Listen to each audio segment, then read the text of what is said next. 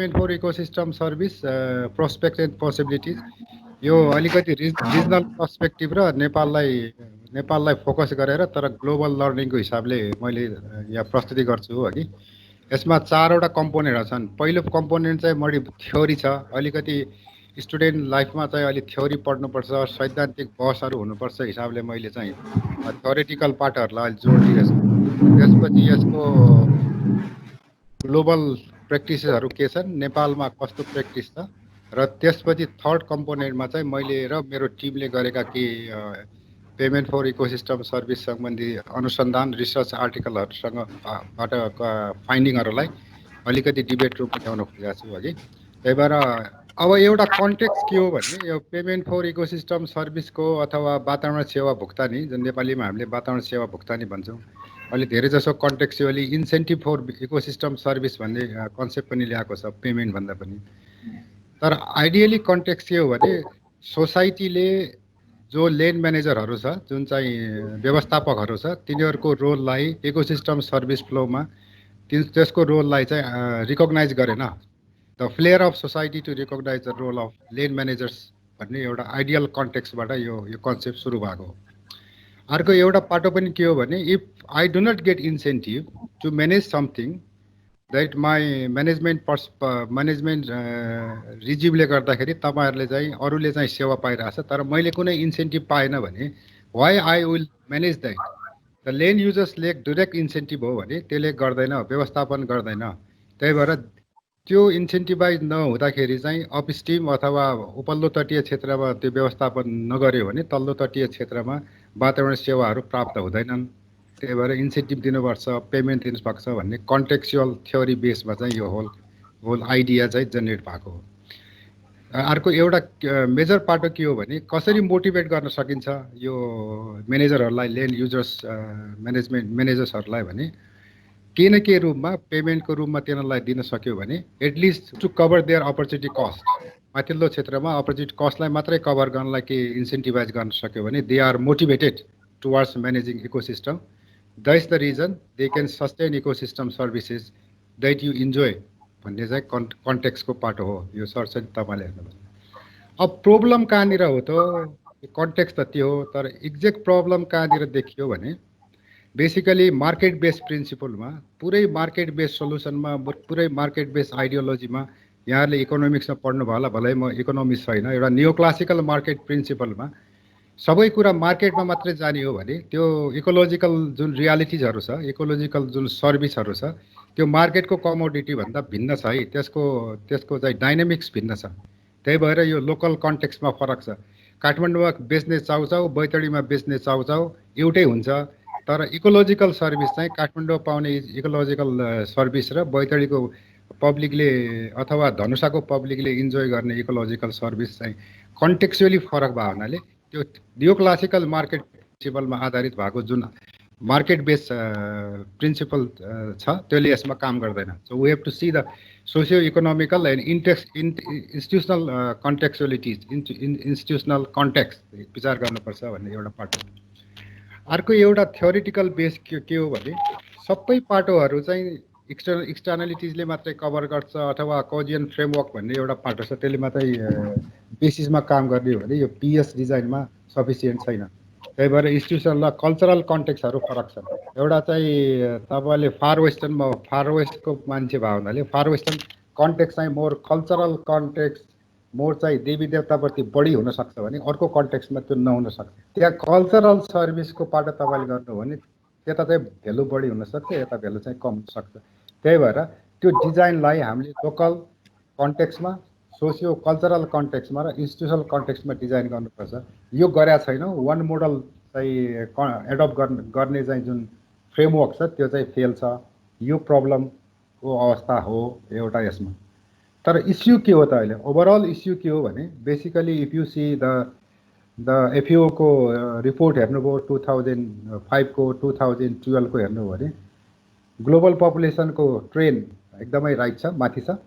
अहिलेको food production जति चाहिँ अहिलेको अवस्था छ त्यो कमिङ 30 इयर्समा जुन अथवा 50 इयर्समा जुन पपुलेसन बढ्छ त्यो पपुलेसनलाई यही तरिकाले जाने हो भने फुड प्रोडक्सन अथवा फुड सेक्युरिटीमा मा हामी सेल्फ सस्टेन हुन सक्दैनौँ। झन्डै 3 बिलियन पपुलेसन एडिसनल पपुलेसन जुन पपुलेसन ग्रोथ चाहिँ प्रेडिक्ट गरेछ कमिङ 30-40 इयर्समा, त्यसलाई धान्ने फुड प्रोडक्सन हामीले गर्नुपर्ने छ। इकोसिस्टम त्यही हो, हामीसँग भएको चाहिँ इकोसिस्टम रिसोर्सहरू त्यही हो। एउटा पाटो त्यो छ। पानीको पाटो हेर्नुभयो भने पनि मैले 3टा मात्रै उदाहरण दिएको। अहिले पनि तपाईँको अलमोस्ट 1/3 अफ द वर्ल्ड पपुलेसनले पानीको एक्सेस, शुद्ध खाने पिउने पानीको एक्सेस पाइरहेको अवस्था छैन। तपाईँले हेर्नुभयो भने कमिङ 30 इयर्समा त्यो population almost 2.5 to 3 billion population चाहिँ बढ्ने हो भने त्यो पानी फ्रेस वाटर अथवा त्यो पिउने पानीको अवस्था कस्तो हुन्छ भन्ने एउटा डिबेटेबल पाटोहरू के भन्छ यो आर्गुमेन्टको पाटोलाई हेर। र टिम्बर तपाईँहरू धेरै जसो फरेस्ट्रीको स्टुडेन्ट भएको हुनाले एफएओले 2012 हो कि 13मा एउटा के भन्छ एसेसमेन्ट रिपोर्ट निकालेको छ। अब अहिलेको 50 वर्षपछि टिम्बरको डिमान्ड चाहिँ डबल हुनेछ भन्छ उसले। भने त्यो टिम्बर चाहिँ हामीले कहाँबाट ल्याउने? अहिलेको जङ्गलको जुन क्षयीकरण अथवा जङ्गलको डिफोरेस्टेसन रेट हेर्नुभयो भने त्यो अवस्था छँदैछ भने डिमान्ड चाहिँ हाम्रो कमिङ 50 इयर्समा अहिलेको भन्दा डबल हुन्छ। यो चाहिँ इस्युहरू हुन्। यहाँ थुप्रै इस्युहरू छन्। मैले खालि अलिकति 2-3वटा इस्यु तपाईँहरूको अलिकति आर्गुमेन्टलाई यहाँ राखेँ। यो सेरोफेरोमा अलिकति थ्योरी हेरौँ, अलिकति थ्योरिटिकल ब्याकग्राउन्ड हेर्नुभयो भने 4-5वटा थ्योरीहरू मैले यहाँ राखेको छु, तर अलिकति म छलफल गर्छु यसमा। एउटा हार्डिन्स थ्योरी अफ कमन्स, यहाँहरूले चाहिँ 1970तिर धेरै पपुलर भयो यो के अरे थ्योरी। यो कमन प्रोपर्टीमा सबै मान्छेहरूले फ्री राइट चाहिन्छ, फ्री राइट खोज्छ। हाम्रो जङ्गल भनेको, हाम्रो पानी भनेको यो कमन प्रोपर्टी हो, कमन रिसोर्स हो। त्यही भएर एभ्री वान्स फ्री राइट। चित्तैमा घोडा चढ्ने प्रवृत्ति आउँछ त्यही भएर कसैले पनि यसको व्यवस्थापन गर्दैन भन्ने 1970तिरको यो थ्योरी केही न केही रूपमा फेल खाइसक्यो। केही न केही रूपमा मैले अलि पछि कुरा गरिरहेको छु, इलिनर अस्टमको जुन नोबल लरेट हुनुहुन्छ उहाँले यो हार्डिन्स थ्योरी अफ कमन्सलाई चाहिँ ठुलै धेरैले च्यालेन्ज गरिसके। तर सरस्वती कहिलेकाहीँ हेर्दाखेरि यो पनि कहिलेकाहीँ चाहिँ हुन्छ कि यो कमन प्रोपर्टी सोर्समा भन्ने पाटो हो। यो न्यू क्लासिकल मार्केट प्रिन्सिपल मैले अघि भने साँच्चै सबै कुरा मार्केट बेसमा मात्रै सम्भव छैन। यो कमन प्रोपर्टीमा विशेष गरिकन दिस नट लागे मार्केट बेस कमोडिटी लाइक चाउचाउ अर त्यो यो यसको डाइनामिक्स फरक छ। यसले दिने सर्भिसको कन्टेक्स्ट फरक छ। यसले सर्भिस दिने ठाउँ स्पेसिफिक हुनसक्छ। त्यो ठाउँ स्पेसिफिकको पपुलेसनले यसलाई चाहिँ भेल्यु दिने क्याटेगोराइज फरक गर्न सक्छ। It's not like same in Kathmandu or same in the Solukhumbu, फरक हुनसक्छ। त्यही भएर टोटल मार्केट बेस्ड प्रिन्सिपलहरू यहाँ लागु हुँदैन भन्ने एउटा थ्योरिकल पार्ट। मैले अघि यहाँलाई जोडेको थिएँ इलिनर अस्टम, जसले पछि नोबल पुरस्कार पनि पाउनुभयो। नेपालमा थुप्रो रिसर्च पनि गर्नुभयो उहाँले के भन्नुभयो भने कमन रिसोर्समा ठ्याक्कै हार्डिङको कमन थ्योरीलाई च्यालेन्ज गरेर कमन रिसोर्समा यदि जो मान्छेहरूले त्यो रिसोर्सलाई चाहिँ म्यानेज गर्छ, त्यो रिसोर्समा आश्रित हुन्छ, उहाँहरूलाई चाहिँ तपाईँहरूले स्टेक दिनुभयो भने if you insure the stake, if you insure the incentive, these commons mean common population can manage far better than the government भन्ने थ्योरिटिकल पर्सपेक्टिभ इलिनर अस्टमले दिनुभयो। त्यो सामुदायिक वनको उदाहरण दिनुहुन्छ अथवा कम्युनिटी बेस्ड इरिगेसनको उदाहरण दिनुहुन्छ नेपालमा, अथवा अहिलेको यो कल्चरल इन्स्टिट्युसनहरूको उदाहरण दिनुहुन्छ भने ठ्याक्कै योसँग मेल खान्छ। त्यही भएर त्यहाँनिर 3टा पाटोहरू आउँछ। एउटा स्टेक, म्यानेजमेन्टको उहाँहरूलाई अथोरिटी, र त्यसबाट प्राप्त हुने जुन आय स्रोत अथवा त्यसबाट प्राप्त हुने जुन इन्कम छ, त्यो इन्कमको केही पर्सेन्ट, सकेसम्म पुरै पर्सेन्ट नभए पनि केही पर्सेन्ट त्यो पपुलेसनले लाई इन्सेन्टिभाइज गर्यो भने they do far better management than the state itself भन्ने इलिनर अस्टमको थ्योरीले हार्डिन्सको थ्योरीलाई चाहिँ च्यालेन्ज गर्यो। र अहिले धेरै जसो छलफलमा विशेष गरिकन वन वातावरणसँग सम्बन्धित कमन प्रोपर्टी रिसोर्सहरूमा यो निकै लागु भएको अवस्था छ, जसलाई अहिले चाहिँ इलिनर अस्टम बितिसक्नु भएको छ। र अरुण अग्रवाल जुन हाम्रो इन्डियन बोर्न अमेरिकन हुन्छ, उहाँले निकै यसमा रिसर्च गर्नुभएको छ।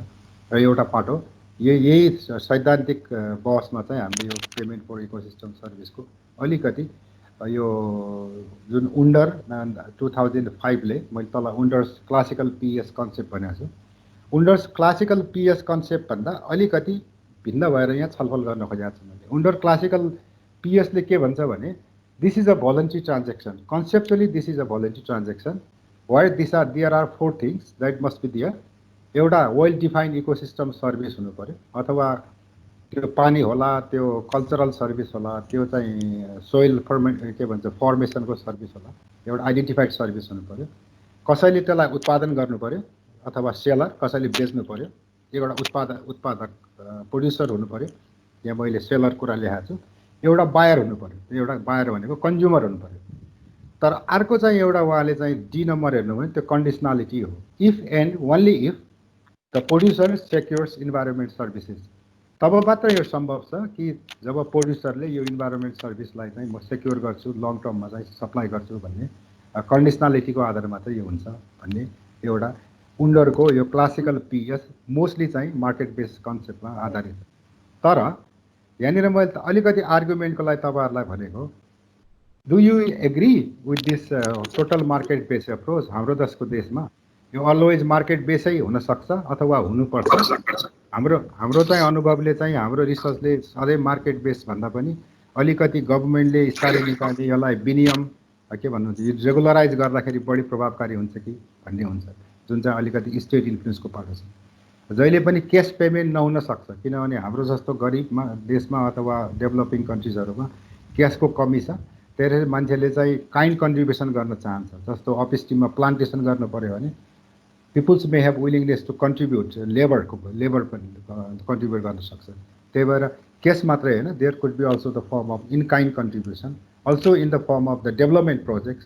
त्योलाई होलिस्टिकली यो पेमेन्ट मेकानिजममा हेर्नुपर्छ। त्यही भएर यो पेमेन्ट भन्ने शब्दभन्दा it's better to use the incentive for ecosystem service भन्ने हाम्रो ग्रुपले पनि, म पछि आउँछु हाम्रो रिसर्चमा यो फाइन्डिङ्समा ल्याएको छ। यो सँगसँगै सरसर तपाईँले चाहिँ इकोसिस्टम सर्भिस के हो ठ्याक्क त्योसँग जोड्न सक्नुहुन्छ होला। इकोसिस्टम सर्भिसका थुप्रै डिफिनेसनहरू छन्, यहाँ मैले 2-3वटा ल्याएको छु। तर सबैले के हो भने यो इमिडिएट बेनिफिट टु ह्युमन्स, मानव जातिको बेनिफिटको लागि चाहिँ प्रयोग हुने हो। Flows from an ecosystem that are of relatively immediate benefits to human. तल्लोमा हेर्नुभयो भने त्यही हो, माथिमा हेर्नुभयो भने 3-4वटा मैले स्कलरहरूलाई चाहिँ कोट गरेछु।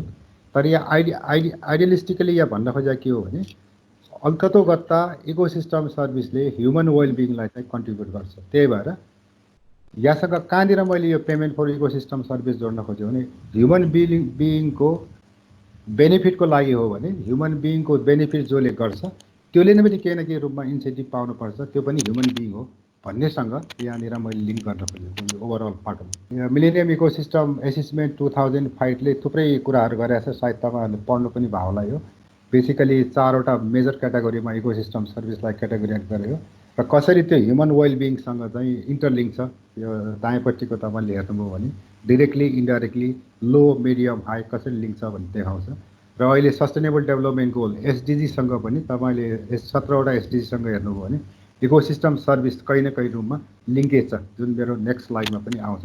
त्यही भएर सस्टेनेबल डेभलपमेन्ट गोल अथवा मिलेनियम इकोसिस्टम एसेसमेन्ट अथवा यस्तै नेसनल प्रायोरिटी प्रोग्रामहरूले पनि कुनै न कुनै रूपमा चाहिँ इकोसिस्टम म्यानेजरहरूलाई, इकोसिस्टम संरक्षणकर्ताहरूलाई इन्सेन्टिभाइज गर्नुपर्छ है भन्ने एउटा चाहिँ सैद्धान्तिक रूपमा स्वीकारेको देखिन्छ सबै हिसाबले, चाहिँ ग्लोबल डकुमेन्टहरू हुन् तथा अथवा नेसनल डकुमेन्टहरू हुन्।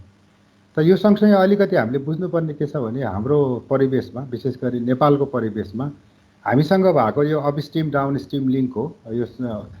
यो मैले अपस्ट्रिम डाउनस्ट्रिम भन्दाखेरि अझ इकोसिस्टम सर्भिस चाहिँ भर्टिकल पनि हो, हराइजन्टल पनि हो। खालि त्यो भर्टिकल मात्रै हुन्छ भन्ने चाहिँ नसोच्नुहोस्। This could be a horizontal ecosystem service and mechanism. तर धेरै जसो हिली एरिया भएको भयो, एउटा टिपिकल तपाईँले हेर्नुभयो भने अपस्ट्रिमतिर एउटा खालको चाहिँ स्टेक होल्डर छ, डाउनस्ट्रिमतिर एक खालको स्टेक होल्डर छ। त्यहाँ थुप्रै गभर्मेन्ट अथवा स्थानीय सरकारहरू छन् जसले त्यसलाई रेगुलराइज गरिरहेको छ। त्यो भित्रको एउटा कम्प्लेक्स इन्स्टिट्युसनल जालो बनेको छ। इनफ्याक्ट म नेक्स्ट स्लाइडमा त्यो आउँछु।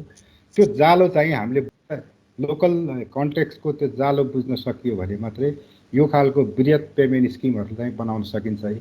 जुन जालो मैले एउटा मेरै उसमा काम गरेको एकजना साथीको यहाँ देखाइरहेको छु। 2005मा एउटा सरसर्ती हेर्नु भने यो शिवपुरीमा हामीले गर्दाको रिसर्च। त्यहाँ थुप्रै छन्। अहिले फेडरल स्ट्रक्चरमा गइसकेपछि थुप्रै स्टेक होल्डर छन्। उहाँहरूको आफ्नो इन्ट्रेस्ट छ, उहाँहरूको आफ्नो इन्फ्लुएन्स छ। यो इन्फ्लुएन्स र इन्ट्रेस्टले गर्दाखेरि एक खालको चाहिँ स्पाइडर डायग्राम भन्छ, त्यसभित्र थुप्रै इन्ट्रेस्टहरू छन्, थुप्रै इन्फ्लुएन्सहरू छन्। त्यो चाहिँ ठ्याक्कै एउटा कन्टेक्स्टबाट अर्को कन्टेक्स्टमा मिल्दैन। त्यही भएर यो पिएस स्किमहरू लोकलाइज हुनुपर्छ, कन्टेक्स्चुलाइज हुनुपर्छ भन्न खोजेको कारण चाहिँ त्यो। अब अलिकति अहिलेको चेन्जिङ क्लाइमेट अथवा changing climate socio economic changing अवस्थामा इकोसिस्टमको चेन्ज प्याटर्न कस्तो छ, अवस्था कस्तो छ, अलिकति तपाईँहरूलाई भनिसकेपछि then I will come to how we can design PES schemes and how it could be result to positive national total benefits भन्नेमा चाहिँ जानु। अब यहाँ तपाईँलाई म एउटा फोटो यहाँ सरसर्ती यो धेरै ठाउँमा मैले युज गरेको छु। क्लाइमेट चेन्जको थुप्रो मुद्दाहरू छ, तर यहाँनिर म यति भन्न चाहन्छु कि क्लाइमेट चेन्ज मात्रै यो ओभरअल इकोसिस्टमको प्राइमरी स्ट्रेस होइन। क्लाइमेट चेन्जभन्दा अरू थुप्रै स्ट्रेसहरू छन्। क्लाइमेट चेन्जले चाहिँ अलिकति एक्सेलरेट गरेको हो, तर अरू थुप्रै ड्राइभर्सहरू चाहिँ छन् जसले ओभरअल इकोसिस्टम र इकोसिस्टम सर्भिस फ्लोमा चाहिँ इम्प्याक्ट गरिरहेछ। तपाईँले यो फोटो हेर्नुभयो भने 1921को फोटो हो यो माउन्ट एभरेस्ट छोमोलङ्नाको नर्थ साइडतिर टिबेटन पार्टतिर खिचेको फोटो।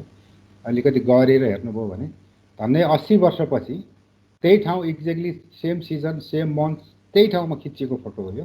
र टोटली अपस्ट्रिममा चाहिँ चेन्ज छ। यो अब विभिन्न कारणले छ, यो क्लाइमेट चेन्जको कारणले पनि छ, अरू कारण पनि छन्, अरू थुप्रै कारणहरू पनि छन्। म ठ्याक्कै यो क्लाइमेट चेन्जलाई मात्रै दोष दिँदैन, अरू थुप्रै कारणहरू पनि छन्। वास्तवमा यो इन्फ्रास्ट्रक्चर डेभलपमेन्टदेखि लिएर मार्केटको चेन्जदेखि लिएर माइग्रेसनको प्याटर्नहरू थुप्रै ड्राइभर्सहरू छ। तर यहाँ जोड दिन खोजेको के हो भने हाम्रो ओभरअल इकोसिस्टम चाहिँ चेन्जिङ छ है। एउटा चाहिँ यो फोटोले तपाईँलाई यो अलिकति ब्रोडर पिक्चर दियोस् भनेर मात्रै। माथिल्लो अहिले इसिमोडले निकालेको यो हिन्दकुश हिमालय एसेसमेन्ट रिपोर्टले पनि यस्ता कुराहरू ल्याएको छ, तपाईँले पढ्न पाउनु भएको छ भने पढ्नुहोस्। त्यो सँगसँगै के देखिएछ भने यो with climate change plus other driver's of change थुप्रै डिजास्टरहरू देखिएको छ। मैले एउटा यहाँ डायग्रामेटिकली प्रेजेन्ट गरेको छु। यो ठुल्ठुलो गोलो भएको चाहिँ मेजर फ्लडहरू हो लास्ट 20-25 इयर्समा। पाकिस्तानमा दिल्लीमा 2011-12तिर तपाईँलाई याद छ होला, उत्तराखण्डमा माथि उत्तराखण्ड इन्डियामा चाहिँ थुप्रै गयो के भएर यो एक खालको यो चेन्जिङ डिजास्टर चेन्जिङ क्लाइमेटले गर्दाखेरि हाम्रो ओभरअल इकोसिस्टम प्रोडक्टिभिटीमा पनि नेगेटिभली इम्प्याक्ट भएको छ। त्यसको मतलब इकोसिस्टम सर्भिस फ्लो पनि नेगेटिभली इम्प्याक्ट भएको छ भन्ने यहाँनिर जोड्न खोजेँ। अनि ग्लोबल वार्मिङको डेटा तपाईँलाई थुप्रै थाहा छ, म धेरै जानसक्छु। तपाईँ डेटा तपाईँले हेर्नुभयो भने तपाईँको झन्डै 1880देखिको डेटा छ यहाँ 2019सम्मको तपाईँको यहाँ डेटा हेर्नुभयो भने यो दौरानमा 18 मध्ये 17वटा चाहिँ सबभन्दा गर्मी वर्षहरू चाहिँ सन् 2000 पछि भएका छन्। भनेपछि यो सन् 2000 आफ्टरवर्ड्स यो global warming temperature rise the hot हुने जुन सिजन छ त्यसको ट्रेन्ड चाहिँ निकै माथि गइसकेको छ। त्यसले गर्दाखेरि पनि सायद हाम्रा हिमालयहरूमा त्यसको प्रत्यक्ष असर परेको हुनसक्छ।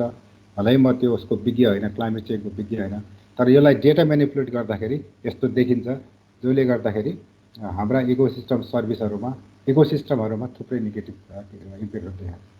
अर्को इन्ट्रेस्टिङ एउटा मैले नेचरमा पब्लिस भएको यो 2002को आर्टिकल कोड गरेर छु। यहाँ हेर्नु हो भने 1960देखिको यहाँ डेटा छ।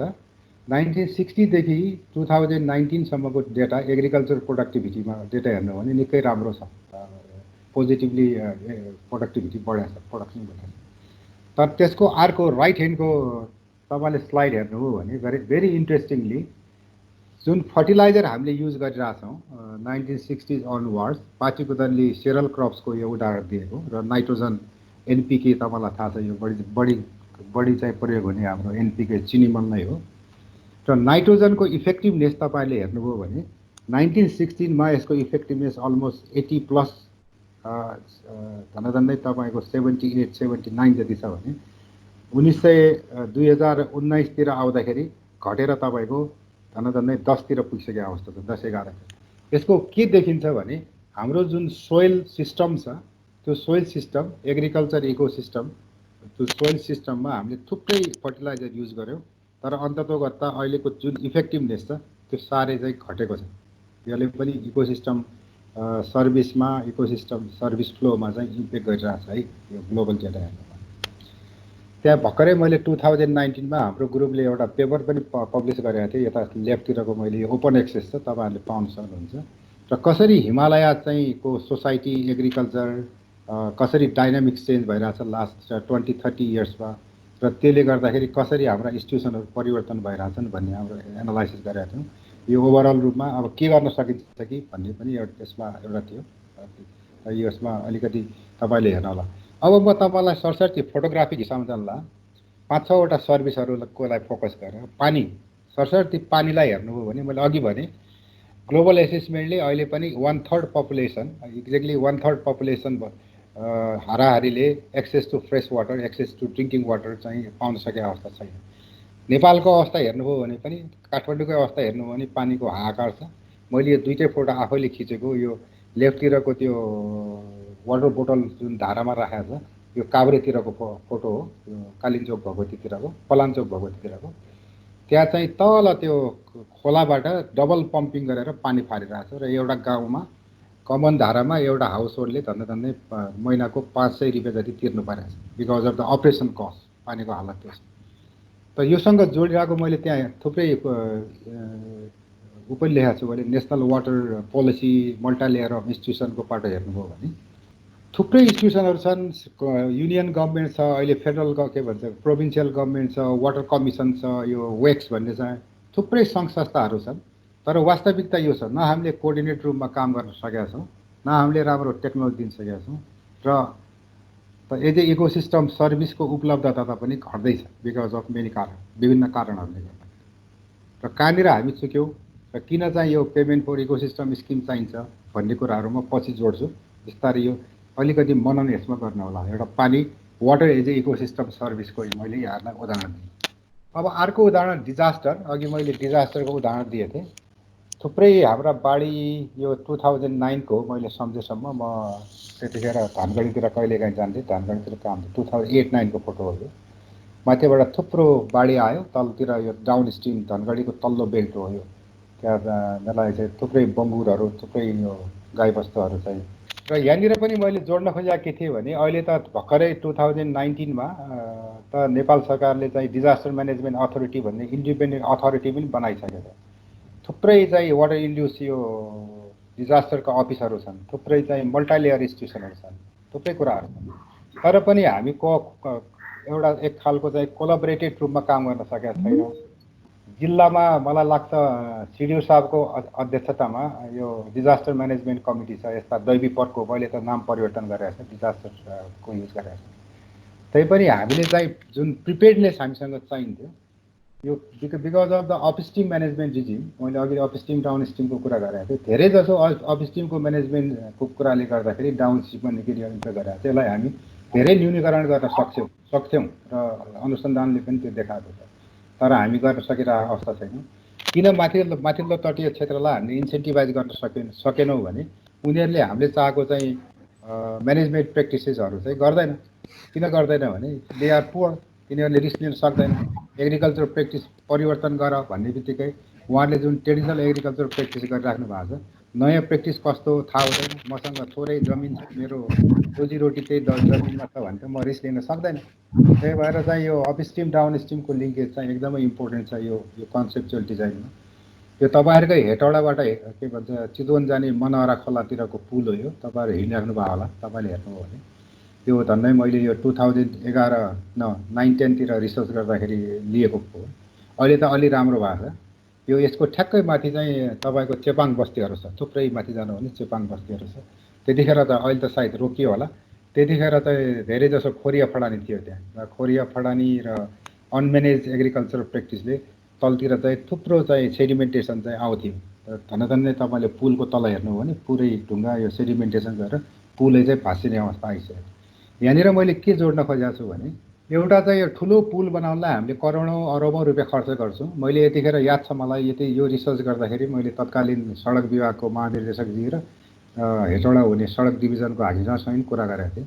तपाईँले यति महँगो पुल बनाउनुहुन्छ, यो सबै अपस्ट्रिममा चाहिँ अपस्ट्रिमको ल्यान्ड युज म्यानेजमेन्टले गर्दाखेरि थुप्रै तपाईँको सेडिमेन्टेसन तल आउँछ। अब 15 करोड 50 करोड 60 करोडको चाहिँ पुल बनाउँदाखेरि त्यसको 1% मात्रै पनि तपाईँहरूले अपस्ट्रिममा लगानी गरिदिने, अपस्ट्रिममा अलिकति कन्ट्रोल मेजर गरिदियो भने त त्यो सेडिमेन्टेसन घट्थ्यो, त्यसको फाइदा त तपाईँकै पुललाई हुन्थ्यो, तपाईँको कस्ट घट्थ्यो भन्दाखेरि उहाँले मलाई त्यतिखेर, अहिले त यो कानुन परिवर्तन पनि भयो होला सायद, तर त्यतिखेरको लले के भन्थ्यो भने डिपार्टमेन्ट अफ रोडलाई चाहिँ रोडको दायाँ 75 मिटर र रोडको बायाँ 75 मिटरभन्दा दायाँ बायाँ इन्भेस्टमेन्ट गर्ने अथोरिटी नै थिएन भने उहाँहरूले त्यो अपस्ट्रिममा त्यो लगानी गर्न सक्ने कानुनी रूपमा पनि उहाँहरू सक्नुहुन्थ्यो। यहाँनिर अर्को इन्ट्रेस्टिङ पार्ट हो, मलाई याद छ तत्कालीन हाम्रो त्रिपाठी सर हुनुहुन्थ्यो हेटौडाको डिएफओ ऋषिराम त्रिपाठी।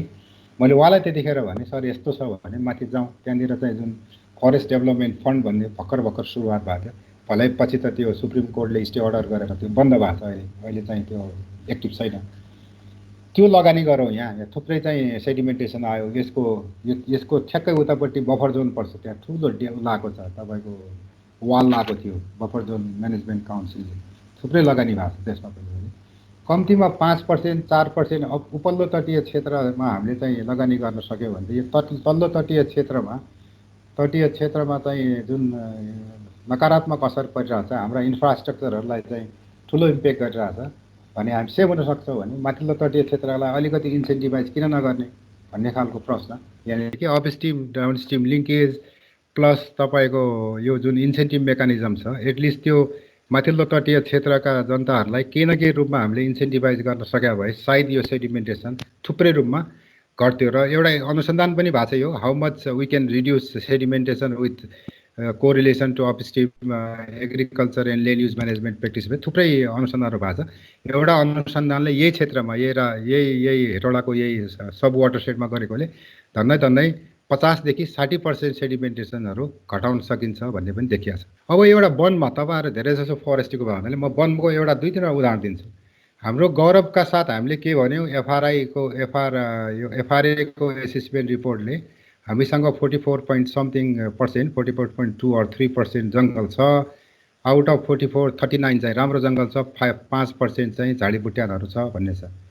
तर मैले सरसर्ती मैले पहाडतिर अथवा इभन तराईमा पनि साँच्चै भित्र जङ्गलतिर जानुभयो भने साँच्चै त्यो प्रोडक्टिभ फरेस्ट छ त? डिग्रेडेसन भेरी हाई छ। एउटा पाटो त्यो छ जसले डिग्रेडेड फरेस्टले हामीलाई दिने इकोसिस्टम सर्भिसको जुन कन्सेप्टमा दिन्छौँ त्यो खालको सर्भिस दिन सक्दैन। यो as a forest by legal system by legal definition त 44% होला, तर साँच्चै जसले इकोसिस्टम सर्भिस फ्लो गर्न सक्ने खालको फरेस्ट चाहिँ हामीसँग कति छ भन्नेमा चाहिँ म त्यो एफआरएको डेटालाई पनि प्रश्नवाचक चिन्ह गर्ने अवस्थामा छु। तराईतिर हेर्नुभयो भने यो मलाई लाग्छ, यो मैले सागरनाथतिर काम गर्दाखेरि खिचा फोटो जस्तो लाग्छ मलाई, ठ्याक्क त मलाई याद भएन। थुप्रै चाहिँ इन्भेसिभ स्पेसिस आएर प्रोडक्टिभिटी जङ्गलको जुन रिजेनेरेसन क्यापासिटी छ त्यहाँ चाहिँ पुरै इन्भेजन भइसकेको छ। हाम्रोमा चाहिँ त्यो खालको अवस्था छ फरेस्टमा पनि। यहाँनिर जोड्न खोजेको के हो भने भलै हामीले सामुदायिक वन निकै राम्रो एप्रोच छ, अहिले कोलाबरेटिभ फरेस्ट म्यानेजमेन्टदेखि लिएर अरू थुप्रै एप्रोच छ, तर यो खालको कन्सेप्चुअल पाटोमा हामी अझै जान सकेका छैनौँ। त्यो किन यति इन्सेन्टिभाइज हुँदाखेरि पनि किन जान सकेका छैनौँ भन्ने पाटोमा मेरो नेक्स्ट प्रेजेन्टेसनमा योसँग मैले लिङ्क गरेको छु, जुनको के अरे छलफलमा चाहिँ त्यसलाई होला। तर यहाँनिर जोड्न खास खोजेको के हो भने हाम्रो चाहिँ जङ्गलको अवस्था, थुप्रै फरेस्ट पोल्युसन, अहिले चाहिँ के भन्छ नयाँ फरेस्ट एक्ट पनि आएको छ, NB SAP national biodiversity strategy and action प्लानले थुप्रै कोअर्डिनेटेड कुराहरू गर भन्ने छ। अहिले फेडरल स्टेटमा गइसकेको अवस्थामा चाहिँ जङ्गलको लिगल राइट्स के भन्छ प्रोभिन्सियल गभर्मेन्टमा आइसकेको अवस्थामा कसरी इन्स्टिट्युसनहरू एक आपसमा कोलाबरेट गर्दैछ र कसरी चाहिँ जुन योसँग डाइरेक्ट जुन अघि मैले भनेको थिएँ प्रोड्युसर्स जुन चाहिँ उत्पादन दिने जुन समूह छ, कम्युनिटी फरेस्ट युजर्स ग्रुप हो अथवा प्राइभेट फरेस्ट ग्रुप हो, प्राइभेट सेक्टरको जङ्गललाई कसरी हामीले इन्सेन्टिभाइज गर्यो भन्ने छुट्टै प्रश्न छ। मसँग 2 हेक्टर जमिन छ, what I am getting from that forest भन्ने ठुलो कानुनी पनि होला। यहाँ थुप्रै साथीहरू हुनुहुन्छ होला, मैले मेरो जङ्गलमा भएको साल काट्न नपाउने, थुप्रै प्रोसेसमा जानुपर्ने, मैले हुर्काएको यो प्रजातिको काट्न नपाउने भने मान्छेले किन संरक्षण गर्छ हो। त्यो कन्सेप्चुअल चाहिँ यो पेमेन्ट फर इकोसिस्टम सर्भिसमा जुन म ग्लोबल उदाहरणमा ल्याउँला त्योसँग लिङ्क गर्न सकिन्छ। र योसँग जोडिसकेपछि या थुप्रै ग्लोबल कमिटमेन्टहरू छन्, यहाँ धेरै जाँदैन, म अलिक फास्ट गर्छु। तर की रूपमा चाहिँ जुन कन्भेन्सन अन बायोलोजिकल डाइभर्सिटी छ, नेपाल र हाम्रा सबै त्यो क्षेत्रका देशहरू सबै त्यसका कन्फरेन्स अफ पार्टीहरू हो। त्यसको अब्जेक्टिभ 3 हेर्नुभयो भने पनि बेनिफिट सेयरिङको कम्पोनेन्ट छ त्यहाँ। 3टा अब्जेक्टिभ मध्ये अब्जेक्टिभ 3 बेनिफिट सेयरिङ हो, जुन पेमेन्ट फर इकोसिस्टम सर्भिससँग प्रत्यक्ष रूपमा लिङ्क गर्छ। र भर्खरै 2018 कि 19मा नेपाल सरकारले यो नागोया प्रोटोकल पनि एक्सेसन गरिसकेको छ पार्लियामेन्टबाट, यहाँहरूलाई थाहा छ होला। र त्यसमा हामी लिगली नाउ अब नेसनल हाम्रो अब्लिगेसन चाहिँ benefit sharing mechanism, access to genetic resource हो है भन्ने पनि देखाउँछ। UNEP/CCC र रेड प्लसको उदाहरण तपाईँ सबैलाई थाहा छ, त्यसमा चाहिँ पनि इन्सेन्टिभको कुराहरू आउँछ। यो साइटिसभित्र पनि इन्सेन्टिभका कुराहरू आउँछन्। यो थुप्रैमा छन् जुन हामी चाहिँ ग्लोबल कन्भेन्सनका, ग्लोबल टिटीका हामी सदस्य राष्ट्रहरू हौँ। नेपाल सदस्य राष्ट्र हो र हाम्रा सबै छिमेकीहरू पनि सदस्य राष्ट्रहरू छन् है। त्यो सँगसँगै नेपालको एज ए नेसनल पाटोमा यो ग्लोबल एउटा अघि पनि भनेको थिएँ मैले, सस्टेनेबल डेभलपमेन्ट गोल प्लस थुप्रै अरू स्ट्रेटेजीहरू। यहाँ एउटा उदाहरण मैले दिएको यो फरेस्ट एन्ड वाटर स्ट्रेटेजी भन्ने छ, जसमा म आफै टेक्निकल टास्क फोर्समा छु, टेक्निकल टास्क फोर्समा भएको छु। यो यसले पनि तपाईँको कसरी विशेष गरिकन SDG 6.6 सँग लिङ्क भएको यो पानी र जङ्गलको अन्तर सम्बन्ध के हुन सक्छ र पानी एज ए इकोसिस्टम सर्भिसको सस्टेनेबल सप्लाईको लागि चाहिँ हामीले कसरी त्यहाँ त्यो जोगाउने, जङ्गल जोगाउने समूहलाई अथवा समुदायलाई इन्सेन्टिभाइज गर्न सक्छौँ भन्ने यो स्ट्रेटेजी। र नेपाल गभर्मेन्टले पनि यो FAO को स्ट्रेटेजीलाई स्वीकारेको अवस्थामा मैले तपाईँलाई यो देखाउनु खोजेँ। यो ग्लोबल कमिटमेन्ट पनि यो छ। अब नेसनलमा आउनुभयो भने थुप्रै छन्। यहाँ म आफै इन्गेज भएको फोटाहरू मात्रै राखिरहेको छु है। मैले तपाईँलाई यी सबै राष्ट्रपति महोदयदेखि लिएर मन्त्रीज्यूहरू थुप्रै, मैले त सभामुख हुनुभएको छ हाम्रो माननीय अग्नि सापकोटाजी, उहाँ वनमन्त्री हुनुहुन्थ्यो।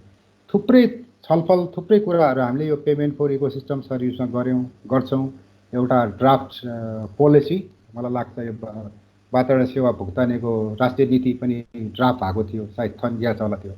त्यो मुख्य यहाँ जोड्न खोजेँ मैले हाम्रो national biodiversity strategy and action प्लानमा सरसर्ती हेर्नुभयो भने यो इन्सेन्टिभाइज गर्ने कुरो, यो पेमेन्टका कुराहरू त्यहाँ थुप्रै लेखिया छ। हाम्रो चाहिँ राष्ट्रिय कमिटमेन्ट पनि छ यसमा। यो अहिलेको नयाँ परिवेशमा समेत ती कुराहरू, यो रिभाइज फरेस्ट एक्ट जुन रिसेन्टली आएको छ त्यसमा पनि वातावरण सेवा भुक्तानीको पाटो ऐनमै ल्याएको छ। त्यसमा मैले यहाँ सरस्वती किन जोड्न खोजेँ भने हाम्रा अन्तर्राष्ट्रिय अब्लिगेसनहरू अथवा कमिटमेन्टहरू र नेसनल स्ट्रेटेजीले, नेसनल प्रोग्रामले पनि डाइरेक्ट गरेको र राष्ट्र आफैले पनि कमिट गरेका यी पेमेन्ट मेकानिजम अथवा इन्सेन्टिभाइज मेकानिजमलाई हामीले संस्थागत गर्न सकिरहेको अवस्था चाहिँ छैन। विशेष गरिकन यो फेडरल रिस्ट्रक्चरिङ स्टेटमा या 3 तहका सरकार भएको अवस्था र नम्बर अफ प्यारलल इन्स्टिट्युसनहरू भएको ठाउँमा कसरी कोअर्डिनेट वेमा गर्न सकिन्छ भन्ने चाहिँ ठुलो प्रश्नवाचक किन छ। मैले 3-4वटा देशको उदाहरण दिएको छु। तपाईँले हेर्नुभयो भने इन्डियामा चाहिँ एउटा छुट्टै माउन्टेन स्टेटहरूलाई ग्रिन इन्डिया मिसन छुट्टै ठुलो कार्यक्रम छ। विशेष गरेर चाइनाको तपाईँहरूलाई यहाँ इन्ट्रेस्ट हुनसक्छ। चाइनाले चाहिँ इकोलोजिकल सिभिलाइजेसन भन्ने एउटा राष्ट्रपति महोदयबाट, सी जिनपिङको अहिलेको राष्ट्रपति महोदयले नेसनल प्रोग्राम चाहिँ लन्च गर्नुभएको छ। त्यसमा चाहिँ पुरै तपाईँको इकोलोजिकल रिस्टोरेसनको पाटो र पब्लिकलाई इन्सेन्टिभाइज गर्ने, यो नेक्स्ट स्लाइडमा त्यसको उदाहरण छ, म तपाईँलाई देखाउँला। यो त भेरी इन्ट्रेस्टिङ छ हाम्रो छिमेकी राष्ट्रहरूको हेर्नु भने। र यो परिवेशमा अब साँच्चै सस्टेनेबल फाइनेन्सिङ एउटा अप्सन हो त, अथवा पेमेन्ट फर इकोसिस्टम सर्भिस भन्नुहोस् अथवा इन्सेन्टिभ फर इकोसिस्टम सर्भिस भन्नुहोस्, यसलाई मैले एउटा सस्टेनेबल फाइनेन्सिङको पाटोको रूपमा लिएको छु होइन। त्यो अप्सन हो त भन्दाखेरि थुप्रै अनुसन्धानले, म आफै र हाम्रो टिम प्लस धेरै सेकेन्डरी लिट्रेचर अध्ययन गर्दाखेरि पनि यो one of the possible option for sustaining ecosystem services हुनसक्छ है। राज्यकै मात्रै मुख होइन, स्थानीय तहमा पनि यो थुप्रै फाइनेन्स मेकानिजमहरू जेनेरेट गर्न सकिन्छ भन्ने चाहिँ देखाउँछ। अब तपाईँ ग्लोबल सरसर्ती हेर्नु भने इकोसिस्टम सर्भिस मार्केट पनि इभल्भिङ छ, चाहे त्यो भोलिन्ट्री मार्केट होस् चाहे चाहिँ कम्प्लायन्स मार्केट होस्। तपाईँ रेडको कार्बन सिक्वेस्ट्रेसन कुरा गर्नुभयो भने 2टा मार्केट सँगसँगै काम गरिरहेछन्। एउटा चाहिँ कम्प्लायन्स मार्केट वर्ल्ड ब्याङ्क र के भन्छ यो युनाइटेड नेसन्सको, विशेष गरी वर्ल्ड ब्याङ्कले ह्यान्डल गरिरहेको कार्बन अफसेट किन्ने, र तपाईँको भोलिन्ट्री मार्केटमा पनि कार्बन किन्ने सङ्घ संस्थाहरू थुप्रै छन्। त्यही भएर एउटा चाहिँ थ्योरी के हो भने सरकारले अथवा राज्यले इकोसिस्टम सर्भिस पारिस्थितिकीय सेवाहरूको चाहिँ मार्केट क्रिएट गर्न सक्छ है, विभिन्न प्रोपर्टी रिजिमहरूसँग लिङ्क गरेर र विभिन्न तपाईँको ऐन विनियमहरूसँग लिङ्क गरेर मार्केट क्रिएट गर्ने हो। त्यो मार्केट क्रिएट गरिसकेपछि त्यो मार्केटमा प्ले गर्छ, कुनै न कुनै रूपमा चाहिँ सरकारले त्यसलाई इन्फ्लुएन्स गर्छ अथवा रेगुलराइज गर्छ र त्यहाँबाट एउटा जुन पुँजी निर्माण हुन्छ त्यो पुँजी निर्माण चाहिँ त्यो जुन समूह छ जुन चाहिँ जसले इकोसिस्टम सर्भिस प्रोड्युस गर्छ त्यसलाई चाहिँ इन्सेन्टिभाइज गर्न सक्छ है भन्ने चाहिँ यो थ्योरिटिकल पर्स्यु हो। यसमा तीनटा मेजर पाटोहरू छ ग्लोबली तपाईँले हेर्नुभयो भने यहाँ मैले गरेको छु तीनटा मेजर इकोनोमिक इन्सेन्टिभ एप्रोच। एउटा चाहिँ बिजनेस टु बिजनेस डिल छ, विशेष गरिकन यो प्राइभेट टोटली प्राइभेट इन्टिटीमा बेस भएको। एउटा चाहिँ डाइरेक्ट गभर्मेन्ट पेमेन्टहरू छन् जुन चाहिँ गभर्मेन्टले डाइरेक्ट पेमेन्ट गर्छ अथवा गभर्मेन्टले कुनै सङ्घ संस्था मार्फत पेमेन्ट गराउँछ। र एउटा चाहिँ मिटिगेसन मोस्टली यो कार्बनको पाटोमा र बायोडाइभर्सिटी अफसेट किन्ने पाटोमा मिटिगेसन मार्केटहरू यो ग्लोबल चाहिँ पेमेन्ट फर इकोसिस्टम सर्भिसका तीनटा मुख्य अवधारणाहरू। एक दुईवटा उदाहरण दिएर म यहाँलाई प्रस्ट्याउँछु। यसमा बिजनेस टु बिजनेस डिलमा चाहिँ विशेष गरिकन वेस्टर्न पाटोहरूमा र हाम्रो छिमेकी राष्ट्रहरूमा एक दुईवटा उदाहरण राम्रो उदाहरण छन्। यसमा मैले एक दुईवटा कोस्टारिका र युएसको लिएको छु मैले। कोस्टारिकामा विशेष गरिकन हाइड्रो प्लान्ट जहाँ हाइड्रो पावर प्लान्ट बनाएको छ त्योभन्दा माथिल्लो तटीय क्षेत्रमा त्यो हाइड्रो पावर प्लान्टमा सेडिमेन्टेसन कम होस्, पानीको फ्लो रेगुलर होस् भनेर त्यो माथिल्लो तटीय क्षेत्रमा बसेका जनताहरूसँग त्यो हाइड्रो पावर कम्पनीले डाइरेक्ट कन्ट्र्याक्ट गरेको छ कि तपाईँहरूले यसो एग्रिकल्चर प्र्याक्टिसेसहरू अथवा लेन्ड युज प्र्याक्टिसहरू मात्र गरिदिनुहोस्, यसबाट चाहिँ तपाईँहरूलाई हामीले यो चाहिँ इन्सेन्टिभ दिन्छौँ।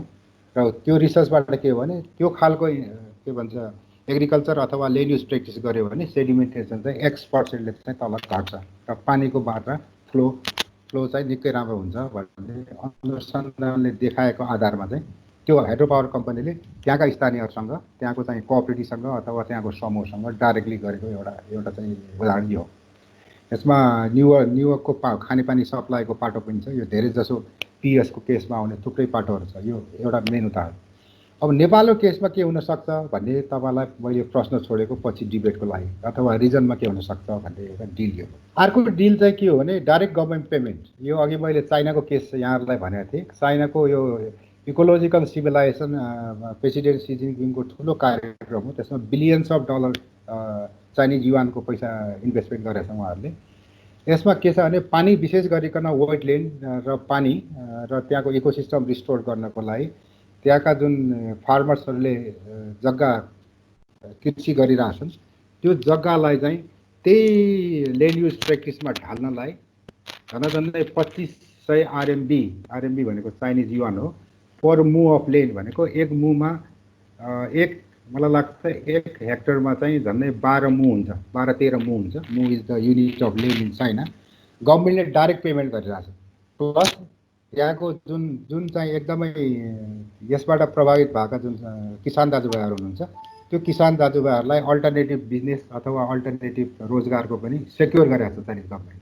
यो निकै राम्रो उदाहरण छ। यो चाहिँ डाइरेक्ट पेमेन्टको उदाहरण छ जुन गभर्मेन्टले आफैले गर्छ थ्रु चाहिँ स्थानीय सरकार उहाँहरूले के भन्नुहुन्छ यो प्रोभिन्सियल गभर्मेन्ट अथवा काउन्टी गभर्मेन्ट भन्छ, काउन्टी गभर्मेन्ट मार्फत गरिरहेको छ। र एउटा राम्रो उदाहरण यो ग्लोबली धेरै एक्सेप्टेड उदाहरण यो कोस्टारिकाको। विशेष गरिकन कोस्टारिकाले फोनाफिनो भन्ने एउटा नेसनल इन्स्टिट्युसन बनायो जहाँ थुप्रै फन्ड सेन्ट्रलाइज फन्डहरू आउँछन्। त्यसमा बिजनेस सेक्टर, त्यसमा अब गभर्मेन्ट इन्टिटी, त्यसमा चाहिँ इन्डिजिनियस कम्युनिटीको रिप्रेजेन्ट भएर एउटा इन्डिपेन्डेन्ट इन्टिटी बनाएको थियो फोनाफिनो। त्यसमा के हो भने जस्तो मैले 4 हेक्टर जमिन चाहिँ मैले जङ्गल जोगाउँछु भने त्यस बाबत मैले क्लेम गर्न पाउँछु कि त्यो बाबत मैले क्लेम गर्न पाउँछु, चाहे कार्बनको होस् चाहे वाटर प्युरिफिकेसनको होस्। र त्यो क्लेम त्यो प्रपोजल मैले चाहिँ साइन्टिफिकली भ्यालिड गरिसकेपछि भलै त्यहाँ अलिकति ट्रान्जेक्सन कस्ट छ यो भ्यालिडेसनको तर एकदमै मिनिमम। र यो फोनाफिनोले they will reimburse me through this FONAFIFO fund. त्यसै गरिकन त्यो जस्तो कफी खेतीको उदाहरण तपाईँले इन्डोनेसिया फिलिपिन्सतिर दिनुभयो भने यो केसहरू देखिरहेको छ। र हाम्रोमा पनि यस्तो सम्भावनाहरू छ जुन केस चाहिँ म पछि तपाईँहरूसँग अर्को उसमा पनि जाउँला। र तपाईँ पनि अलिकति यो ब्रेन स्ट्रमिङको लागि सोचिराख्नुहोस् ताकि के हुनसक्छ अथवा के भइरहेछ, अहिले पनि भइरहेको अवस्था हुनसक्छ यसमा। जस्तो हाइड्रो पावरकै केसमा पनि नेपालमा पहिलेको ऐन चाहिँ तपाईँलाई थाहा छ होला 12.5% रेभेन्यू दिने स्थानीय सरकारलाई के अरे जिल्ला विकास समितिलाई। अहिले नयाँ ऐन आएर 50-25-25 भएको छ त्यो हाइड्रो पावर रोयल्टीको। त्यो पनि सायद डाइरेक्ट गभर्मेन्ट पेमेन्टको रूपमा लिन सक्छ कि भन्ने त्यस्ता उदाहरणहरू हुनसक्छ नेपालको केस। अर्को मिटिगेसन मार्केट। यो तीनटामा विशेष गरिकन रेट जुन अहिले कार्बन सेक्वेस्ट्रेसनको छ मोस्टली कम्प्लायन्स मार्केटमा हेर्नु भने वर्ल्ड ब्याङ्कले लिइरहेको छ। ओपन मार्केटमा थुप्रै छन् सङ्घ संस्थाहरू पनि अहिले म कार्बन भन्न चाहन्छु भनेर कार्बन अफसेट किनिरहेको अवस्था छ। तपाईँले के भन्छ यो कम्प्लायन्स मार्केटमा जानु भने $600-700 per metric ton equivalent carbon market deal भइरहेको छ भने ओपन मार्केटमा चाहिँ मलाई लाग्छ $12-13 चाहिँ अहिले बिक्री भइरहेको छ। जस्तो WWF जस्तो संस्था मैले बुझेसम्म यो के भन्छ रेन फरेस्ट एलायन्स भन्ने सस्तो संस्थाहरू they want to be carbon neutral. जस्तो म मेरो स्टाफहरू हवाई जहाज चढ्छ, पर स्टाफले कति चढ्छ र वर्षमा हामीले कति चाहिँ कार्बन इमिट गर्छौँ हवाई जहाज चढे मार्फत उहाँहरूले क्यालकुलेट गर्नुहुन्छ र त्यो बाबतको उहाँले कार्बन अफसेट किन्नुहुन्छ र आफूलाई न्युट्रल कार्बन न्युट्रल हो है भनेर घोषणा गर्नुहुन्छ। That is type of market is there. र अर्को यो वाइड बैंकिङ भेरी इन्ट्रेस्टिङ छ। यो चाइनामा पनि छ, मैले यहाँ युएस मात्रै लेखेको छु। चाइनामा पनि एउटा चाहिँ विशेष गरिकन पानीमा फोकस भयो हुनाले, ड्रिङ्किङ वाटरमा फोकस भयो हुनाले थुप्रै आर्टिफिसियल वेटल्यान्डहरू चाहिँ जेनेरेट गरेका छ उहाँहरूले चाइनिज इकोलोजिकल सिभिलाइजेसन प्रोग्राम अन्तर्गत। त्यसमा पनि स्थानीय जुन किसान दाजुभाइहरूलाई त्यस्तो डाइरेक्ट इम्प्याक्ट गरेछ भने गभर्मेन्ट डाइरेक्टली तपाईँको त्यो वेटल्यान्ड एज ए ब्याङ्कमा त्यो आफ्नो जग्गा चाहिँ राख्न सक्छ एज ए सेयर। त्यो पार्ट चाहिँ त्यो बापत गभर्मेन्टले चाहिँ उहाँलाई कम्पेन्सेट गर्छ।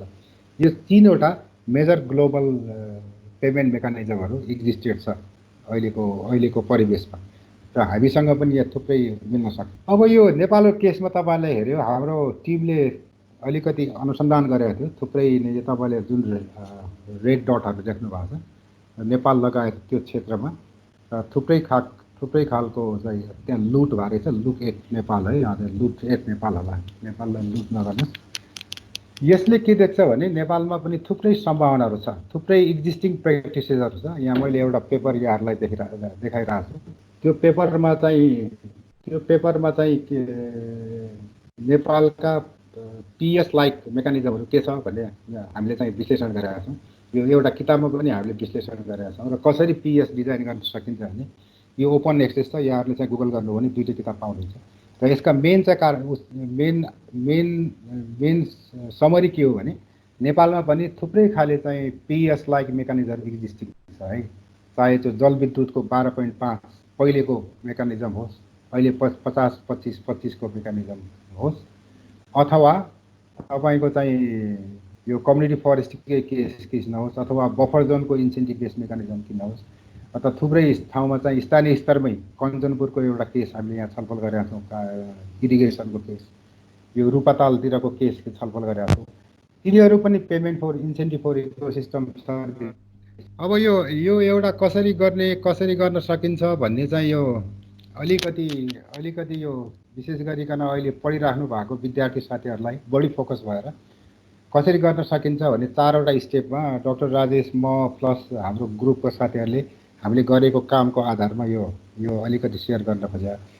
ब्याकग्राउन्ड एनालाइसिस, त्यसपछि मार्केट के छ र त्यसको सप्लाईको स्थिति के छ र इन्स्टिट्युसनल डिजाइन, यो 4वटा पाटोमा हामीले सरसर्ती कसरी पिएस डिजाइन गर्न सक्छौँ भन्ने यहाँ देखाउन खोजे मात्रै हो।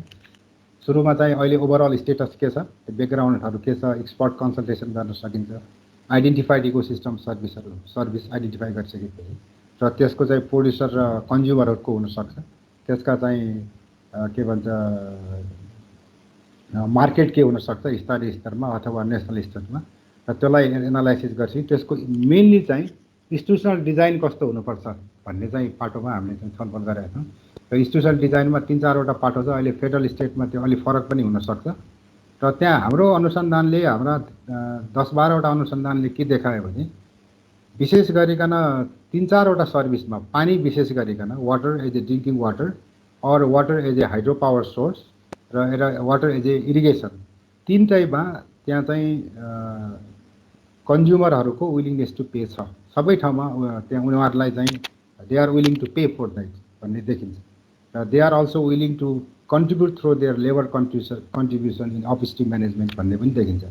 त्यही भएर हाम्रो परिवेशमा, नेपालको परिवेशमा लार्ज स्केल पिएस भन्दा पनि मिडियम स्केल पिएस अथवा कन्टेक्चुअल लोकल स्केल पिएसहरू राम्रो इन्स्टिट्युसनल मेकानिजम बनाएर गर्ने हो भने दिस इज भेरी फिजिबल र यसले चाहिँ थुप्रै रेभेन्यू जेनेरेट गर्न सक्छ।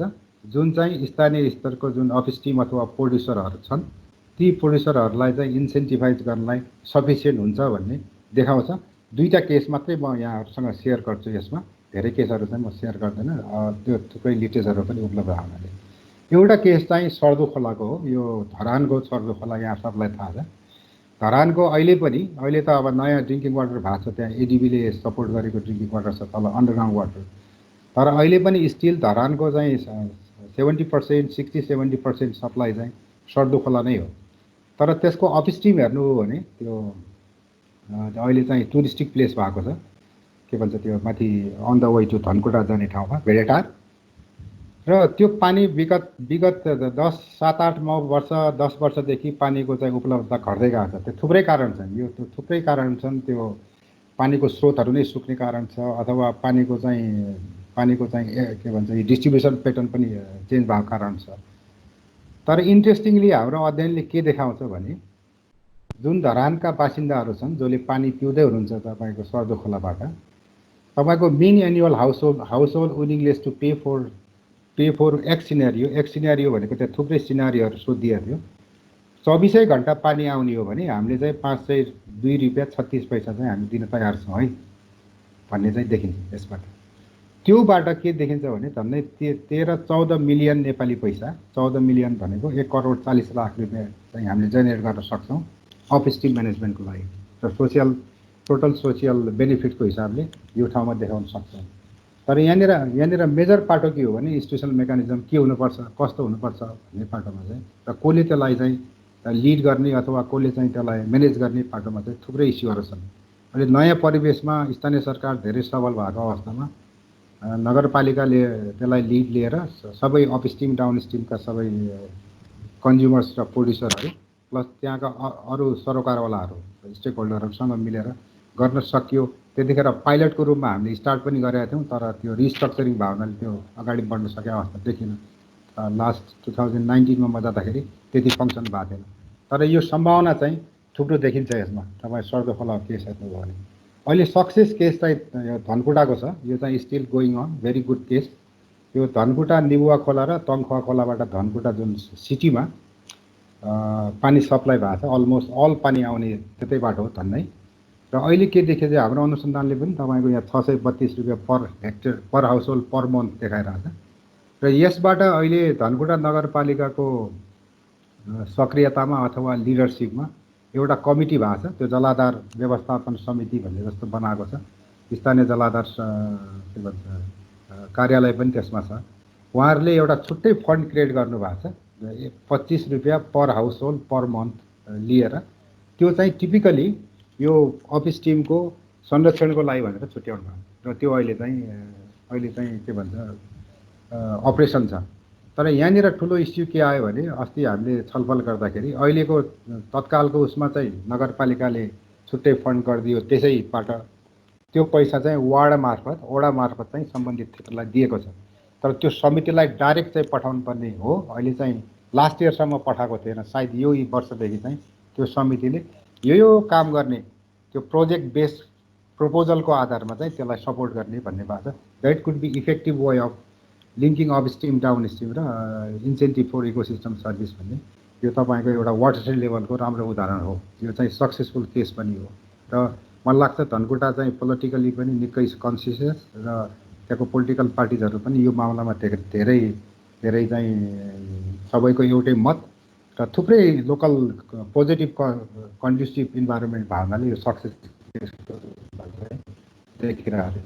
यहाँ मैले 15 रुपियाँ पर हाउसहोल्ड ल्याएको छु, तर एक्ज्याक्टली यो 25 रुपियाँ पर हाउसहोल्ड। यसमा यो डकुमेन्टेड केसहरू छन्, यो साइन्टिफिक आर्टिकलहरू पनि छन्, यो ओपन एक्सेस छ, त्यही भएर यहाँहरूले यो ओपन एक्सेस हेर्न सक्नुहुन्छ। र एउटा चाहिँ मेरो गाउँको केस बैतडी, ठ्याक्कै मैले पिउने पानी यही हो। यो अहिले मलाई लाग्छ यो संरक्षित क्षेत्र, संरक्षित वन, ग्वालेक संरक्षित वनको रूपमा नेपाल डिभिजन वन कार्यालयले प्रपोज गरेको छ। सायद यो एप्रुभ भइसक्यो कि मलाई ठ्याक्कै थाहा भएन, एप्रुभ भइसक्यो कि भएन। तर यो जुन ग्वालेक भन्ने क्षेत्र छ, यो एकदमै कल्चरली इम्पोर्टेन्ट पार्ट हो। यहाँ पानी मात्रै होइन, यो कल्चरल सर्भिसको लागि पनि हामीले यसमा स्टडी 3 खालको सर्भिसमा हामीले स्टडी गरेका थियौँ। यहाँनिर मैले एउटा मात्रै उदाहरण दिएको छु होइन। यसमा कल्चरल सर्भिस के हुनसक्छ, पेमेन्टको मेकानिजम के हुनसक्छ, प्लस ओभरअल अपस्ट्रिम डाउनस्ट्रिमको खालको 3टा पेपर हामीले निकालेको थियौँ। यो माथिबाट तल दशरथचन्द नगरपालिकामा सबै पानी चाहिँ त्यहाँबाट आउँछ, पम्पिङ त्यो लिफ्ट सिस्टमबाट आउँछ। र त्यहाँनिर पनि झन्डै 22 रुपियाँ पर हाउस होल्ड पर मन्थ त्यो बल्ले केदार क्षेत्रलाई छुट्याएर छुट्टै कोष खानेपानी उपभोक्ता समितिले त्यो माथिका सामुदायिक वन उपभोक्ता समूह प्लस त्यहाँको चाहिँ वडा कार्यालयसँग जोइन्टली मिलेर इस्टाब्लिस गरेछ। र तिनीहरूले एउटा प्रोजेक्ट, त्यो प्रोजेक्ट चाहिँ विशेष गरिकन संरक्षण ओरिएन्टेड प्रोजेक्टहरू, त्यो ल्यान्ड युज म्यानेजमेन्टको अथवा इम्प्रुभ एग्रिकल्चर प्र्याक्टिसको प्रोजेक्टहरूलाई सपोर्ट गर्ने खालको मेकानिजम बनाएको छ। र यहाँनिर इन्ट्रेस्टिङ पाटो प्लस पाटो के हो भने यसमा नगरपालिकाले आफैले एडिसनल फन्ड पनि कन्ट्रिब्युट गरेको छ। त्यो प्लस खानेपानीबाट आउने पैसा प्लस नगरपालिकाको कन्ट्रिब्युसन पनि छ। यो तीनटा केसलाई नेपालमा हेर्दाखेरि हाम्रो नेपालको केसमा चाहिँ यी कुराहरू सम्भव छन् है स्थानीय स्तरमा। यो शिवपुरीकै कुरा हेर्नुभयो भने पनि यो धेरै पहिले 1998मै भएको थियो यो रिसर्च। मलाई याद छ, म टिएमआई भन्नेमा संस्थामा काम गर्थेँ। त्यसपछि 2002तिर पनि यो रिसर्च भयो। आइयुसी अनि इसिमोड साथीहरूले गर्नुभयो, यसमा 12तिर पनि गर्नुभयो। यो मेलम्ची कहिले आउँछ अझ पनि थाहा छैन। स्टिल तपाईँले हेर्नुभयो भने almost 50+% water supply, 58-59% water supply चाहिँ शिवपुरी वाटरसेडमा चाहिँ आउँदैछ, ओभरअल 40-50 लाख पपुलेसन काठमाडौँको लागि। र त्यहाँको अध्ययनले के देखाउँछ भने जुन चाहिँ पानी मात्रैको सर्भिसलाई मात्रै as water as a ecosystem service मात्रै हेर्ने हो भने त्यो अपस्ट्रिमको भ्यालु चाहिँ त्यो अपस्ट्रिमको ल्यान्डले तपाईँले फाइनेन्सियल इकोनोमिक एनालाइसिस गर्दाखेरि $870 per hectare per year generate गर्न सक्छ है। र यहाँनिर हामीले, मलाई याद छ त्यतिखेर यो खानेपानी संस्थानलाई त्यतिखेर पनि सजेस्ट भएको थियो कि एटलिस्ट त्यो जुन पानीको तारिफ लिनुहुन्छ त्यसको केही थोरै धेरै पनि होइन, मलाई लाग्छ 20-25 पैसा अथवा पर लिटर अथवा के थियो त्यो पर 100 लिटर त्यस्तो गरेर त्यतिखेर राष्ट्रिय निकुञ्ज डिक्लेयर भएको थिएन, जलाधार नै थियो। त्यहाँ गर्न सक्यो भने बेटर अप्सन हुनसक्छ भन्ने थियो। तर मलाई खुसी के लाग्छ भने अहिले राष्ट्रिय निकुञ्ज स्वयंले चाहिँ यो खालको कन्सेप्टलाई अगाडि बढाएको छ। मैले बुझेसम्म 2019देखि के न के छ। भलै त्यहाँ लिगल र इन्स्टिट्युसनल पार्ट इस्युजहरू थुप्रै छन्। त्यहाँबाट इन्स्टिट्युसनल पार्टहरू चाहिँ हामीले अलिकति बढी चाहिँ हेर्नुपर्ने छ। अहिले फेडरल स्टेट गइसकेपछि त्यो इन्स्टिट्युसनल मेकानिजम चाहिँ अलि हामीले स्ट्रङ बनाउन सक्यौँ भने बढी प्रभावकारी हुनसक्छ भन्ने चाहिँ यसमा लाग्छ। र म अन्तिमतिर चाहिँ यहाँ धेरै टाइम लिइसके जस्तो लाग्छ मलाई, 3:45 भइसक्यो। यो तीनवटा मात्रै की मेसेज मैले राखेको छु। यस इकोसिस्टमको मार्केट, इकोसिस्टम सर्भिसको मार्केट ग्लोबली र हाम्रो नेसनली पनि बिस्तारै इभल्भिङ छ। त्यहाँ थुप्रै मार्केट अपर्च्युनिटीहरू छ। पेमेन्ट फर इकोसिस्टम सर्भिस जुन अहिले अघि मैले 3टा क्याटेगोरीको कुरा गरेको थिएँ, that could be instrumental to generate revenue at local level. त्यो रेभेन्यूबाट चाहिँ अपस्ट्रिम अथवा इकोसिस्टम सर्भिस प्रोड्युसरहरूलाई इन्सेन्टिभाइज गर्न सकिन्छ भन्ने देखाउँछ। र अघि जुन उन्डोरको चाहिँ अलवेज ए भोलन्ट्री कन्सेप्ट अथवा प्राइभेट मोटिभ बेस भन्ने जुन आइडियल पिएस थियो, त्यो चाहिँ हाम्रो जस्तो देशमा लागू हुँदैन होला। हामीले त्यसलाई अलिकति मोडिफाई गर्न सक्छ होला। भलै प्रकृतिलाई, नेचरलाई डलर भ्याल्युमा राख्न त गाह्रो होला, तर कुनै न कुनै रूपमा हामीले इकोलोजिकल भ्यालुलाई चाहिँ नेगोसिएसनको आधारको रूपमा लिनुपर्छ र कुनै न कुनै रूपमा चाहिँ त्यो भ्यालुएसन गर्नुपर्छ भन्ने यी चारवटा मुख्य मेसेज सहित म यहाँहरूलाई यहाँनिर बन्द गर्छु। यो बिचमा अलिकति डिस्टर्बेन्स भयो इन्टरनेटले गर्दा, मेरो बत्तीले गर्दा। अन्त म धन्यवाद दिन्छु।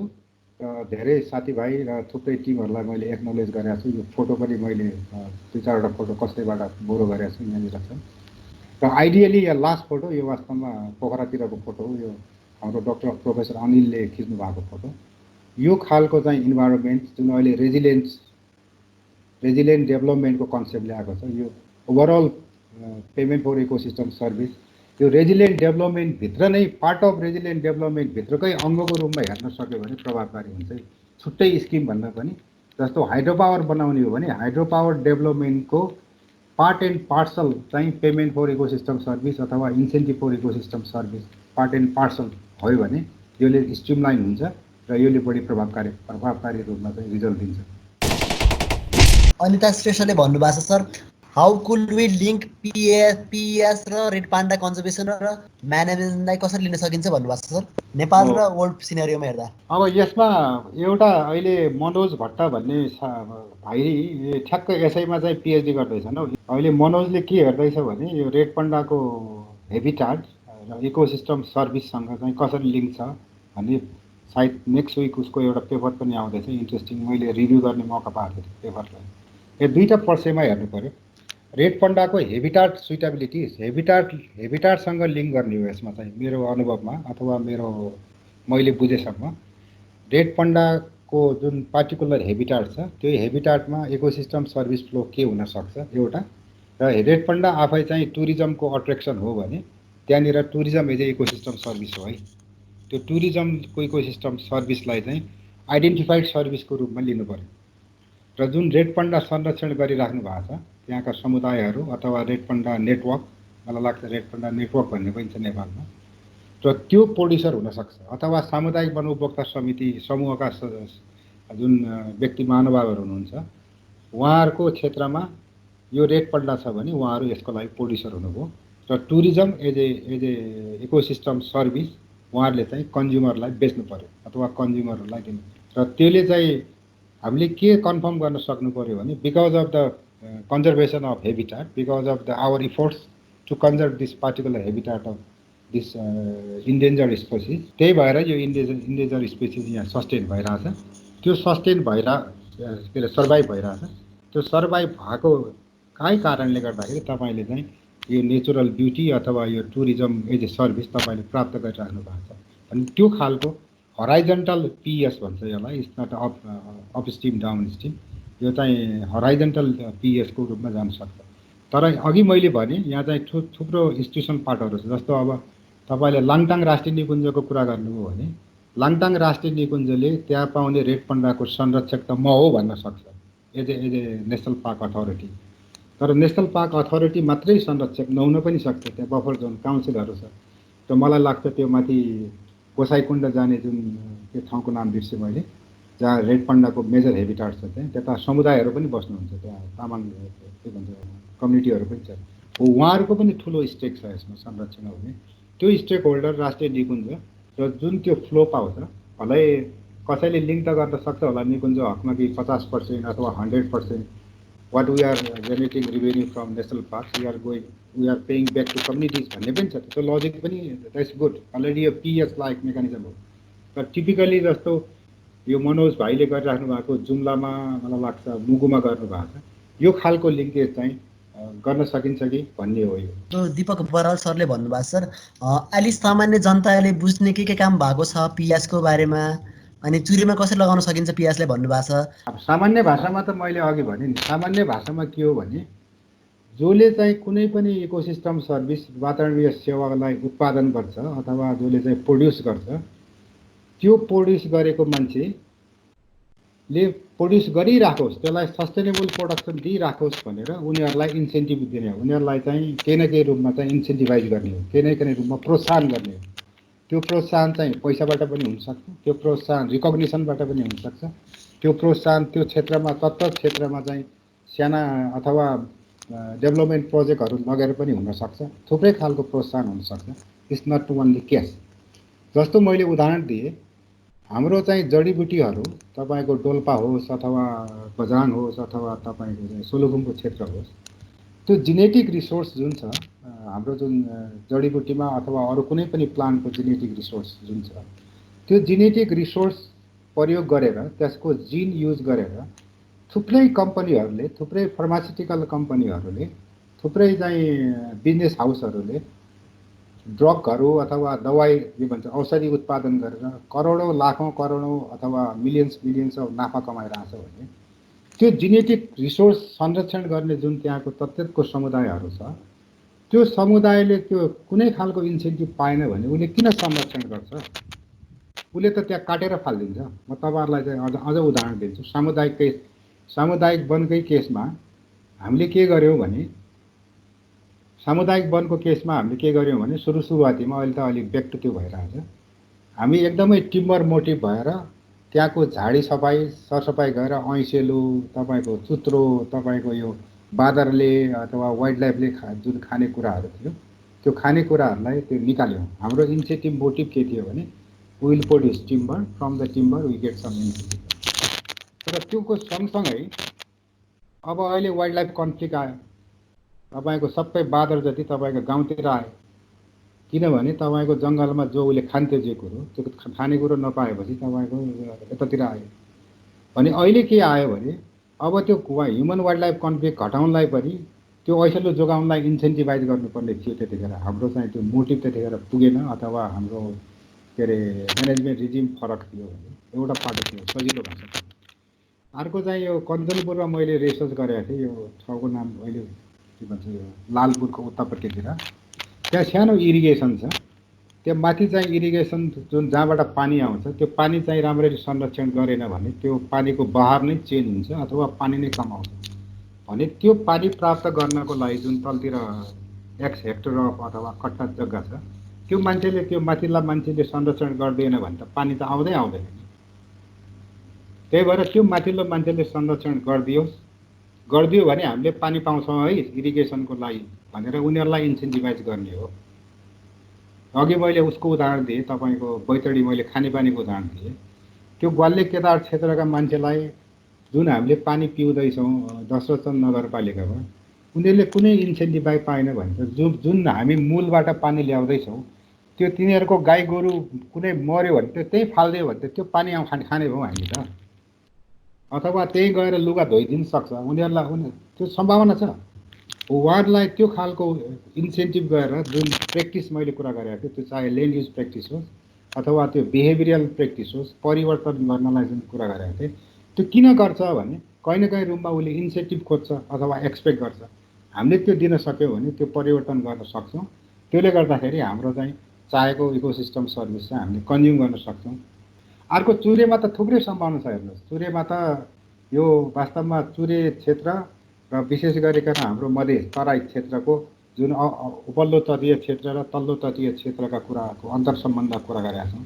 त्यो सबैले थाहा पाएको कुरो हो, यो यहाँनिर धेरै भन्न आवश्यकै छैन।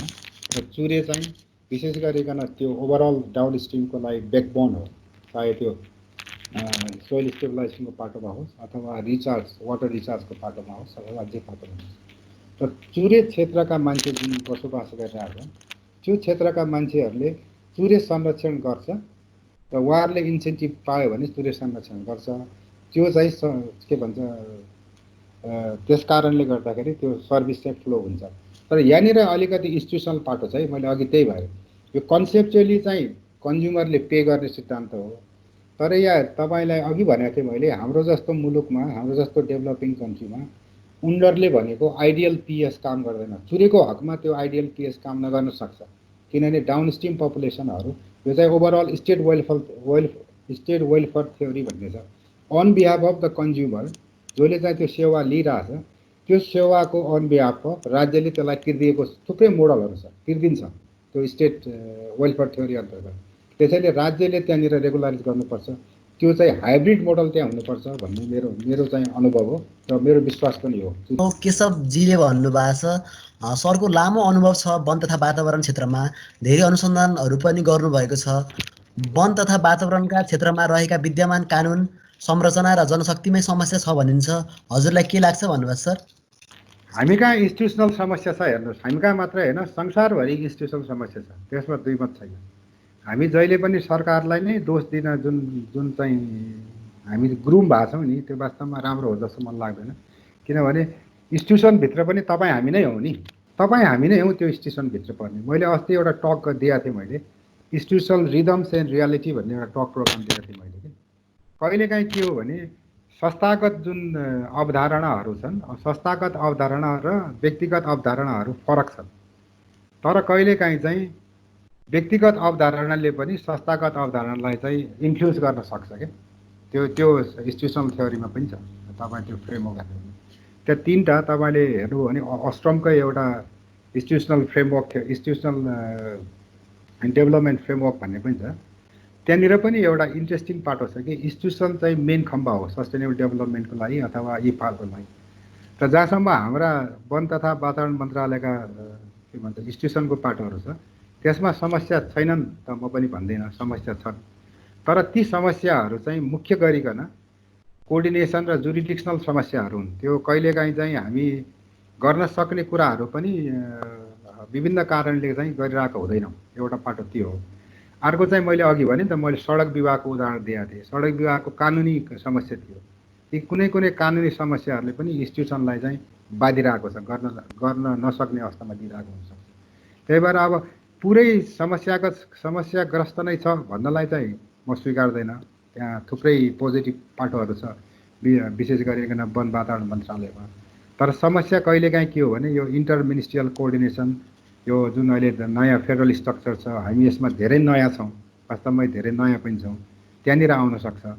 तर अलिकति चाहिँ कलेक्टिभ इफोर्ट्स, कलेक्टिभ भिजन अथवा कलेक्टिभ प्लानिङ, अझ म यसलाई भन्छु, यो चाहिँ कलेक्टिभ प्लानिङ एप्रोच चाहिँ हामीसँग छैन। हामी स्टिल सेक्टरल प्लानिङमै छौँ।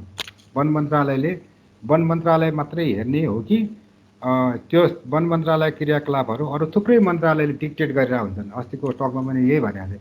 त्यही भएर त्यो कलेक्टिभनेसलाई इन गरेर प्लानिङ गर्न अलिकति सकेका छैनौँ कि भन्ने हो। भलै त्यो उन्मुख चाहिँ हामी छौँ, तर त्यो अझै गर्न सकेका छैनौँ कि भन्न चाहिँ मलाई हिचकिचाहट छैन। तर अब एकदमै इन्स्टिट्युसन नै खतम छ भन्ने हो भने म त्यसलाई स्वीकार्दैन। रुबी शाहले भन्नुभएको छ सर, रिसर्च र लिटरेचरहरू छ नि, त्यो is consider one of the example of PES is Kulekhani भन्नुभएको छ। While local people is not following in use of incentive in environmental conservation in some findings भन्नुभएको छ। How do you feel regarding such payment भन्नुभएको छ sir? अब यसो हेर्नुहोस्, अनुसन्धानले देखाएका सबै कुराहरू त लागु भएकै छैन हाम्रो जस्तो मुलुकमा। अनुसन्धान थुप्रै भएको छन्, अनुसन्धान दिएका सबै पक्षहरू छन्। तपाईँ कुलेखानीकै हकमा मैले तपाईँलाई भनौँ, तत्कालीन नियम र अहिलेको नियम कुरा। तत्कालीन नियममा के थियो भने कुलेखानीले जेनेरेट गरेको टोटल रेभेन्यूको 12.5% नेपाल सरकारले, तत्कालीन नेपाल, अब फेडरल जानुभन्दा अगाडिकोले सम्बन्धित जिल्ला विकास समिति भनेको मकवानपुर जिल्ला विकास समितिलाई दिने। त्यो पैसा मलाई ठ्याक्क त याद छैन, 2006-07 त्यो झन्डै 6-7 करोड जति हुन्थ्यो। त्यो पैसा जिल्ला विकास समिति मकवानपुरमा जान्थ्यो। जिल्ला विकास समिति मकवानपुरले त्यसलाई चाहिँ सम्बन्धित क्षेत्रमा पठाउनु पर्ने थियो। त्यहाँ ठुलो इस्यु के आयो भने त्यो जिल्ला विकास परिषदमा त्यतिखेर मलाई याद छ, म एकचोटि त्यहाँ भाग पनि लिएको थिएँ। यो त मकवानपुरको हाइड्रो पावर हो, मकवानपुरको हाइड्रो पावर हो भने त यो सबै पैसा चाहिँ कुलेखानीको वरिपरि मात्र किनिदिने, यो त मकवानपुर जिल्लाको लागि हो भन्ने एउटा लबी थियो। त्यो एउटा अवधारणा थियो। त्यो अवधारणा गलत पनि होइन, त्यो अवधारणा पनि सही हो। एउटा अवधारणा के थियो भने यो कुलेखानी त्यो क्षेत्रमा छ, त्यही भएर त यो पैसा आएको हो। यो सबै त्यो साउथ बेल्टको चाहिँ यो सूर्यामाईदेखि लिएर हेटौडा नगरपालिकालाई किन पो दिने? That is not the right way, किनभने it's because of the Kulekhani hydro power भन्ने अवधारणा। त्यो जिल्ला विकासभित्र नै 2-3 थरी थिए। त्यसपछि जिल्ला विकास समितिले के गर्यो भने एउटा विनियम बनायो। के विनियम बनायो भने 50% पैसा कुलेखानीको क्षेत्रलाई दिने र 50% पैसा चाहिँ कुलेखानीमा भन्दा अरूलाई दिने भन्ने। त्यहाँ पनि डिसएग्रिमेन्ट थियो, तर फाइनली त्यतिखेर एग्री गरे। त्यहाँ पनि डिसएग्री के भयो भने कुलेखानीबाट प्रभावित क्षेत्र भनेको त अब कुलेखानी जहाँनिर ड्याम छ, जुन तपाईँको मानसरोवर छ, त्यो पानीको बहाव चेन्ज गरेको तल्लोतिरका मान्छेहरू पनि एक हिसाबले प्रभावित छ। पानी फ्लो त त्यहाँ भएको छैन, त्यो पाइपबाट अर्कोतिर लाछ भन्छ। त्यो क्षेत्रका मान्छेले के क्लेम गर्यो भने सबभन्दा प्रभावित त हामी हौँ। हाम्रो जुन नेचुरल फ्लो अफ रिभर थियो, हामी अहिले पानी पाइरहेको छैनौँ, अर्को के भन्छ पाइपबाट लाछ भन्छ। कुलेखानीले गर्दाखेरि सबैभन्दा बढी प्रभावित भनेको हामी हौँ र हामी यो क्षेत्रका मान्छेलाई सबैभन्दा बढी पैसा चाहिन्छ भन्ने एउटा पाटो छ। अर्को लबी के थियो भने कुलेखानीभन्दा त्यो मानसरोवरभन्दा माथिल्लो तटीय क्षेत्रका मान्छेहरू हो, कुलेखानीलाई संरक्षण गर्ने हामी हौँ। हामीले यहाँ जे गऱ्यो भने कुलेखानीको त्यो सरोवर डुब्छ, त्यही भएर हामीले गर्दा संरक्षण भइरहेछ, तपाईँहरू कहाँ तल दिनुहुन्छ भन्ने अर्को लबी थियो। भने यो थुप्रै डाइनामिक्सहरू थिए त्यतिखेर, होइन? तर अब त्यो पैसा दिइसकेपछि पनि समस्या कहाँनिर आयो भने पैसा दियो, तत्कालीन गाउँ विकास समितिहरू मार्फत पैसा गए। गाउँ विकास समितिले अधिकांश पैसा चाहिँ बाटो बनाउनमा खर्च गरे। बाटो बनाउनु हुँदैन भन्ने पक्षमा म पनि छैन, कोही पनि छैन होला, बाटो हाम्रो प्रायोरिटी हो। तर त्यो कुलेखानी मानसरोवरको मास्तिर डाँडातिर सबै बाटो बनाएपछि सेडिमेन्टेसन घटोस्, संरक्षण होस् भनेर दिएको पैसा त कुलेखानीको मान्छेहरूमा त सबै सेडिमेन्टेसन बढेर झन् बिग्रियो भने कहाँनिर चाहिँ ठ्याक्कै यो लागु भयो त भएन। हो यही कुरो मेरो पेपरमा पनि छ, तपाईँले हेर्नुभयो भने यो थुप्रैले कुलेखानीमा थुप्रै पेपरहरू छ। त्यही भएर यो इन्स्टिट्युसनल स्ट्रक्चरल प्रब्लम हो। त्यही भएर हामीले 2016-17तिर तत्कालीन माननीय वन मन्त्री हाम्रो अहिलेको सभामुखज्यू वन मन्त्री हुँदाखेरि एउटा राष्ट्रिय पारिस्थितिक सेवाको नीति बनाऊ ड्राफ्ट गरेर पनि उहाँहरूलाई दिएको मलाई याद छ, हामीहरूले सबैले मिलेर। त्यसपछि थुप्रै मन्त्रीजीहरू आउनुभयो, तर त्यो अगाडि बढेन। अहिलेको त्यसलाई अब फेडरल रिस्ट्रक्चरिङमा अझै बढी कन्सल्टेसन गरेर अझै फेडरल स्ट्रक्चरको इनलाइनमा बनाउन सक्यो भने यो जुन अघि प्रश्न उठाउनु भएको छ इन्स्टिट्युसनल स्ट्रक्चरिङ प्रब्लमहरू सायद कम हुन्छन् कि भन्ने मलाई आशा गर्छु। हाम्रो विनोद ग्यावालीले भन्नुभएको छ नेपालमा चाहिँ पिएसले इस्टाब्लिस गर्नको लागि कस्तो खालको इन्स्टिट्युसनल र लिगल बेसिसहरू डेभलप गर्नुपर्छ भन्नुभएको छ सर। एउटा त लिगल बेसिस त मैले भने अहिले कानुनी रूपमा त रिभाइज फरेस्ट एक्टले के हदसम्म चाहिँ कानुनी रूपमा चाहिँ त्यसलाई स्वीकारेको छ। अहिले जुन चाहिँ के भन्छ लास्ट इयर 2076 यही वर्ष हो क्यारे हो कि 2075मा वन ऐन जुन रिभिजन भएको छ त्यसमा अलरेडी त्यो कुरा आइसकेको छ। मेरो विचारमा कानुनले के हदसम्म त्यसलाई समातेछ र पोलिसीको कुरा गर्नुहुन्छ भने नेसनल बायोडाइभर्सिटी स्ट्रेटेजीले पनि के हदसम्म यो कुरा बोलेको छ। त्यो नभएको होइन, एउटा छुट्टै पोलिसी बनाउन सक्यो भने यो पारिस्थितिक सेवा प्रणाली एउटा फ्रेमवर्क भनौँ, त्यसलाई पोलिसी भन्नुहुन्छ अथवा फ्रेमवर्क भन्नुहुन्छ। यो लोकलाइज पिएस अथवा प्रोभिन्सियल गभर्मेन्टले त्यसैलाई फलोअप गरेर गर्न सकिन्छ कि भन्ने एउटा पक्ष थियो विथिन द फ्रेमवर्क अफ, किनभने यो त पारिस्थितिक सेवा भुक्तानी भन्ने त वन ऐनसँग मात्रै सरोकार छैन नि त, थुप्रै ऐनहरू यसमा चाहिँ के भन्छ आकर्षित हुन्छ। यो is not only about forest, it's more than forest. त्यही भएर के हामीले भन्नु पऱ्यो कि फरेस्ट बेस्ड इकोसिस्टम सर्भिस भन्ने पऱ्यो। त्यो अब नेसनल फ्रेमवर्क बनाउँदाखेरि त्यो मात्रै डिफाइन गर्नु त्यति उपयुक्त नहोला। त्यही भएर चाहिँ सबै सेक्टरहरूलाई जोडेर एउटा त्यो बनाउन सकिन्छ कि भन्ने एउटा पाटो। अर्को पाटो स्थानीय रूपमा अथवा प्रदेश सरकारमा कुनै न कुनै रूपमा एउटा इन्स्टिट्युसन जुन अहिलेको विद्यमान इन्स्टिट्युसनहरू जस्तो सबभन्दा राम्रो त के हुन्थ्यो भने अहिलेको जुन रेड इम्प्लिमेन्टेसन सेन्टर छ केन्द्र सरकारमा, थुप्रै साथीभाइहरू त्यहाँ काम गर्नुभएको थियो।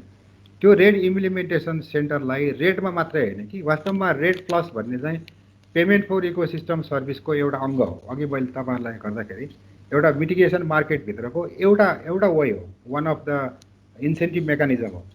त्यही भएको चाहिँ रेड प्लसलाई अलिकति ब्रोडर पर्सपेक्टिभमा त्यही इन्स्टिट्युसनलाई चाहिँ के भन्छ इकोसिस्टम सर्भिसको कन्सेप्टमा रिस्ट्रक्चरिङ गर्न सकिन्छ भन्ने चाहिँ मलाई लाग्छ। सायद that could be better option for Nepal.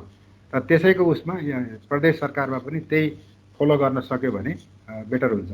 र तर यसमा चाहिँ कोस्टारिकाको अधिक उदाहरण दिएको थिएँ मैले। यसमा चाहिँ राज्य के भन्छ यो गभर्मेन्ट सेक्टर मात्रै हुनु हुँदैन है, यसमा अरू थुप्रै सेक्टरको रिप्रेजेन्टेसन हुनुपर्छ। मैले रेडमा चाहिँ त्यो इन्स्टिट्युसनको फ्रेमवर्क हेरेको थिएँ, अधिकांश अलमोस्ट होइन अधिकांश होइन सबै यो गभर्मेन्ट सेक्टरको मात्रै रिप्रेजेन्ट देखिन्छ त्यहाँ। एक दुईवटा चाहिँ यो फेकोफन सामुदायिक वन उपभोक्ता समितिहरू रिप्रेजेन्ट पाए, तर त्यहाँ बिजनेस सेक्टर विशेष गरिकन ठुलो पेमेन्ट गर्ने भनेको त बिजनेस सेक्टर हो नि, प्राइभेट सेक्टर हो त्यहाँ। त्यो उहाँहरूको एकाडेमिसिया बेसिकली रिसर्च बेस्ड एकाडेमिसियाहरूको त्यो चाहिँ इन्स्टिट्युसन गर्न सकिन्छ। र मेरो अनुभवमा चाहिँ केन्द्र सरकारमा जुन रेड प्लस भन्ने युनिट छ त्यसलाई चाहिँ यो रिस्ट्रक्चरमा दिन सकिन्छ कि भन्ने चाहिँ हो। प्रवीणले भन्नुभएको छ सर कुनै पनि खालको पार्टिकुलर इकोसिस्टम सर्भिसको लागि चाहिँ कसरी पेमेन्ट गरिन्छ, त्यसको लागि कुनै फर्मुला छ कि ग्लोबल मार्केटको लागि लोकल हिसाबले चाहिँ अथवा एउटा इच्छाको रूपले तिरिन्छ भने पेमेन्ट मेकानिजम अथवा इन्सेन्टिभ मेकानिजम मैले अघि थ्योरिटिकल पाटोमा भनेको थिएँ नि, यसका दुईवटा पाटो भयो कि। एउटा पाटो के हो भने टोटल मार्केट बेस एप्रोचमा जाने हो, यदि जान सकिन्छ भने भलै त्यो नेपालको हकमा सम्भव छैन र जानु पनि हुँदैन भन्छु मैले। तर वेस्टतिर दुई चारवटा उदाहरण त्यो छ। जस्तो चाइनामा पनि तपाईँको वाटर सप्लाई केस हेर्नु हो भने यो ल्यान्ड युजले गर्दाखेरि उहाँहरूले चाहिँ वाटर क्वालिटीलाई इन्डिकेटर रूपमा राख्नु भएको छ। वाटर क्वालिटी A1 2 3 4 5 भन्ने छ चाइनामा, र 5 भनेको वर्स्ट हो, 1 भनेको त बेस्ट हो। जस्तो अहिलेको वाटर क्वालिटी 4 छ भने केही वर्षपछि त्यो वाटर क्वालिटी 3 मा आयो भनेको बेटर अप्सन भयो भने त्यही अनुसार चाहिँ उहाँहरूले पेमेन्ट गर्ने हो। जो कन्डिसनालिटी भने त्यो हो। अहिले 4 छ पछि 5 भयो भने त किन तिर्ने, किनभने त्यो पानी राम्रो होस् भनेर तिरिरहेको हो नि त। अहिले नै 4 छ, क्वालिटी राम्रो छ, झन् पछि 5 मा भयो भने त्यो तिर्ने कुरा आउँदैन, कन्डिसनलिटीभित्र परेन एउटा। अर्कोबाट स्थानीय स्तरका पेमेन्ट मेकानिजमहरू अथवा स्किमहरूमा चाहिँ मोस्टली नेगोसिएसन। अब हाम्रो इकोसिस्टम सर्भिसको भ्यालु त धेरै हुन सक्छ, किनभने तपाईँको भ्यालु पनि कन्टेक्चुअल हो। तपाईँको एकदमै खडेरी भए पर्ने ठाउँमा चाहिँ पानीको भ्यालु जुन तपाईँले लिनुहुन्छ, how you perceive as a value of that water, पानी फालाफाल भएको ठाउँमा त त्यो भ्यालु दिनुहुन्न होला नि त। त्यही भएर यो भ्यालु आफैमा पनि फरक हो। इट्स नट लाइक चाउचाउ भने नि त मैले, चाउचाउ काठमाडौँमा 20 रुपियाँ, अलिकति ट्रान्सपोर्टेसन कस्ट जोडेर बैतडीमा 22 रुपियाँ लिए जस्तो होइन कि। यो डाइनामिक्स जुन इकोसिस्टम डाइनामिक्स, इकोसिस्टम सर्भिस फङ्सनको कुराहरू छ। र अर्को चाहिँ पर्सिप्स द निडको पाटोमा पनि हो। तपाईँलाई म एउटा उदाहरण दिन्छु। जस्तो यो अस्ति भर्खरै तपाईँको सुन्नुभयो 2 horn rhinoceros, last 2 horn rhinoceros मर्यो हो कि समथिङ भेरी मिनिमम थियो। अब त्यो संसारभरिमा एउटा मात्रै भएको जन्तु 2 हर्न राइनोसेरस अथवा कुनै प्रजातिलाई हेर्नको लागि तपाईँको विलिङनेस टु पे, तपाईँले कति तिर्नुहुन्छ भन्ने कुरो तपाईँमा निर्भर छ। एउटा पाटो फालाफाल भएको चाहिँ त्यो जन्तु हेर्नलाई तपाईँले त्यति पैसा तिर्न सक्नुहुन्छ, त्यो चाहिँ विलिङनेस टु पे भने तपाईँको लागि कम हुनसक्छ। हो त्यो इन्डिभिजुअल विलिङनेस टु पेबाट सोसाइटल विलिङनेस टु पेलाई एनालाइज गर्यो भने त्यही भेल्यु हो पे गर्ने चाहिँ वास्तवमा, अथवा त्यही भेल्यु हो चाहिँ तपाईँको प्रड्युसरलाई दिने। Simple economical analysis, it's not formula. Formula तपाईँले ठ्याक्कै भन्नुभयो भने फर्मुला त होला, तर the way how we deal चाहिँ यो। हाम्रो दीपावली म्यामले भन्नुभएको छ पिएसमा सर्भिसको मात्र कस्ट एकाउन्टिङ गरिन्छ, इम्प्लिमेन्टेसनलाई चाहिने एडमिनिस्ट्रेटिभ कस्ट नभई पिएस सस्टेन कसरी गर्न सकिन्छ भन्नुभएको छ। This is very interesting question. In fact सबभन्दा ठुलो कुरो चाहिँ अहिले मैले सुरुमा पनि भनेको थिएँ, हामी कहाँ इन्स्टिट्युसनल पाटोहरू चाहिँ त्यति ठ्याक्कै आइसकेको अवस्था छैन, किनभने धेरै प्र्याक्टिस गरेका छैनौँ होइन। अब इन्स्टिट्युसनल पाटो भन्दा नि आइडिया के हो भने मैले सर्भिस लिन्छु अथवा मेरो समुदायले सर्भिस लिन्छ र मेरो समुदायले त्यो सर्भिस लिए बापत जसले सर्भिस दिइरहेछ उसलाई चाहिँ हामी इन्सेन्टिभाइज गर्ने पाटो। अब त्यो बिचमा जुन ट्रान्जेक्सन कस्ट छ, जुन अघि दिपा म्याडमले उठाउनु भयो, त्यो ट्रान्जेक्सन कस्ट अथवा त्यो रेगुलराइज गर्ने जुन कस्ट छ, त्यहाँ दुईटा तरिकाले चाहिँ गर्न सकिन्छ हाम्रो उसले पनि। एउटा चाहिँ के हो भने स्टेट वेलफेयर थ्योरी अथवा स्टेट वेलफेयरको कन्सेप्ट अनुसार त्यो चाहिँ नगरपालिकाहरूले चाहिँ पे गर्छु है, म नगरपालिका मार्फत गर्न सक्छु भन्ने अवस्था अहिलेको अवस्थामा त्यो आउन सक्छ एउटा पाटो। अर्को पाटो चाहिँ यो कस्ट ट्रान्जेक्सन कस्टै नलाग्न पनि सक्छ कुनै case. It not necessarily transaction cost लाग्छ अथवा उहाँले भन्नुभयो जस्तो इन्स्टिट्युसन कस्ट लाग्न सक्छ। जस्तो एउटा सामुदायिक वन र त्योसँगै धुलिखेलको वाटर सप्लाईको कुरा गरौँ, मैले धुलिखेलको वाटर सप्लाईको कुरा गर्नुभयो भने धुलिखेल वाटर सप्लाईले के गरेछ भने झन्डै 7-8 किलोमिटर माथिबाट यता ललितपुरको बोर्डरबाट पानी ल्याउनु भएको छ उहाँहरूले। धुलिखेल खानेपानी तथा सरसफाई समिति भन्ने छ, त्यो नगरपालिकाभित्रै छ, इन्डिपेन्डेन्ट समिति हो। उहाँहरूले त्यो माथिल्लो तटीय क्षेत्रबाट त्यहाँको गाउँपालिका र त्यहाँको चाहिँ सामुदायिक वन उपभोक्तासँग फर्मल एग्रिमेन्टको के गर्नु भएको छ भने त्यो पानी युज गरे बापत हामीले वर्षको रूपमा 1.2 मिलियन 12 लाख, यो चाहिँ 1 वर्ष अगाडि कुरा हो, 12 लाख रुपियाँ क्यास प्लस अनि यो धुलिखेल अस्पतालमा त्यो क्षेत्रका मान्छेलाई 50% मेडिकल केयरमा सुविधा र काठमाडौँ युनिभर्सिटीमा 2 जना विद्यार्थीलाई स्कलरसिप। किनभने तपाईँ धुलिखेलमा हेर्नु भने ठुलो पानी कन्ज्युम गर्ने चाहिँ काठमाडौँ विश्वविद्यालय र त्यहाँको चाहिँ धुलिखेल अस्पताल, उहाँहरूले पनि इन्सेन्टिभाइज गर्नुभएको छ एउटा पाटो। र अर्को पाटो चाहिँ होटलहरूले चाहिँ पानीको तारिफ धेरै तिर्छ, त्यहाँ अलिकति साइन्टिफिक तारिफ सिस्टम छ। थोरै पानी मात्रै युज गर्नेले एकदमै न्यूनतम पे गर्नुपर्छ र धेरै होटलहरूले चाहिँ धेरै पानी युज गर्छ नि उनीहरूलाई म्याक्सिमम चार्ज गरेको छ। हो त्यो जुन चार्जबाट पैसा आउँछ वास्तवमा त्यही म्यानेजमेन्ट, त्यो समितिको म्यानेजमेन्ट कस्ट चाहिँ त्यसैबाट उहाँहरूले गर्नुभएको छ। त्यही भएर त्यहाँनिर त्यो समितिले चाहिँ त्यो म्यानेजमेन्ट कस्ट चाहिँ आफैले म्यानेज गरिरहेको अवस्था देखिन्छ। त्यही भएर 1.2 लाख अथवा यो जुन उहाँहरूले एग्रिमेन्ट गर्नुभएको छ त्यो पैसा चाहिँ उहाँहरूलाई दिनुहुन्छ। त्यही भएर कुनै हकमा चाहिँ स्मल स्केलमा लाग्न पनि सक्छ ट्रान्जेक्सन कस्ट। तर दिपा म्याडमले चाहिँ जुन नेसनल इन्स्टिट्युसनको पाटो गर्नुभएको छ डेफिनेटली त्यहाँ इन्स्टिट्युसनल कस्टहरू छ र त्यो कस्टहरू चाहिँ मैले अघि मेरो चाहिँ अनुभव भनेको थिएँ, जुन रेटको चाहिँ जुन इन्स्टिट्युसनल मेकानिजम छ त्यसैलाई चाहिँ अलि स्ट्रेन्थन गरेर त्यो खालकोमा जान सक्यो भने बेटर अप्सन हुनसक्छ कि एज अ फरेस्टरको रूपमा चाहिँ हामीले साथीहरू अथवा लेमेनहरूलाई चाहिँ पेमेन्ट अफ इकोसिस्टम सर्भिस यस्तो हो है, यसले चाहिँ यस्तो गर्नुपर्छ, हामी डाउन स्ट्रिमको मान्छेहरूले अप स्ट्रिमको मान्छेहरूलाई पे गर्नुपर्छ भन्ने कन्सेप्ट कसरी बुझाउन सकिन्छ होला सर? अब यसलाई यसरी लियो, मैले चाहिँ यो ठ्याक्कै पेमेन्ट पे भन्ने शब्द त्यही भएर हाम्रो ग्रुपले at least some of the colleagues हामीले पेमेन्ट भन्दा पे भन्दा पनि हामीले इन्सेन्टिभ भन्ने शब्द प्रयोग गरेका कारण त्यो हो। कहिलेकाहीँ हाम्रो जस्तो मुलुकमा डेभलपिङ कन्ट्रीमा पेमेन्ट भन्ने शब्दलाई पैसै मात्र सम्झिने अवस्था छ, त्यही भएर यसलाई इन्सेन्टिभाइज भनौँ कि भन्ने एउटा त्यसमा चाहिँ क्लियर हो। र पेमेन्ट नै हो, payment in terms of kind or cash, त्यसरी चाहिँ भन्नु पर्यो। अर्को के हो भने जति पनि इकोसिस्टम सर्भिस हामीले प्राप्त गर्दैछौँ त्यो चाहिँ फ्री होइन है, that is not nature's free gift, there is a cost. नेचरले पनि त्यत्तिकै दिएको होइन, त्यहाँतिर कुनै न कुनै कस्ट छ, त्यो संरक्षण कस्ट। किनभने प्रकृति संरक्षण गर्न सकेनौँ भने हामीले त्यो प्राप्त गर्ने सेवाहरू पनि प्राप्त गर्दैनौँ। त्यही भएर त्यो कस्ट त कहीँबाट उठाउनु पर्छ। If there is a cost, त्यहाँ कस्ट छ भने त कहीँबाट लगानी त उठाउनु पऱ्यो नि त, इन्भेस्टमेन्ट त आउनु पऱ्यो।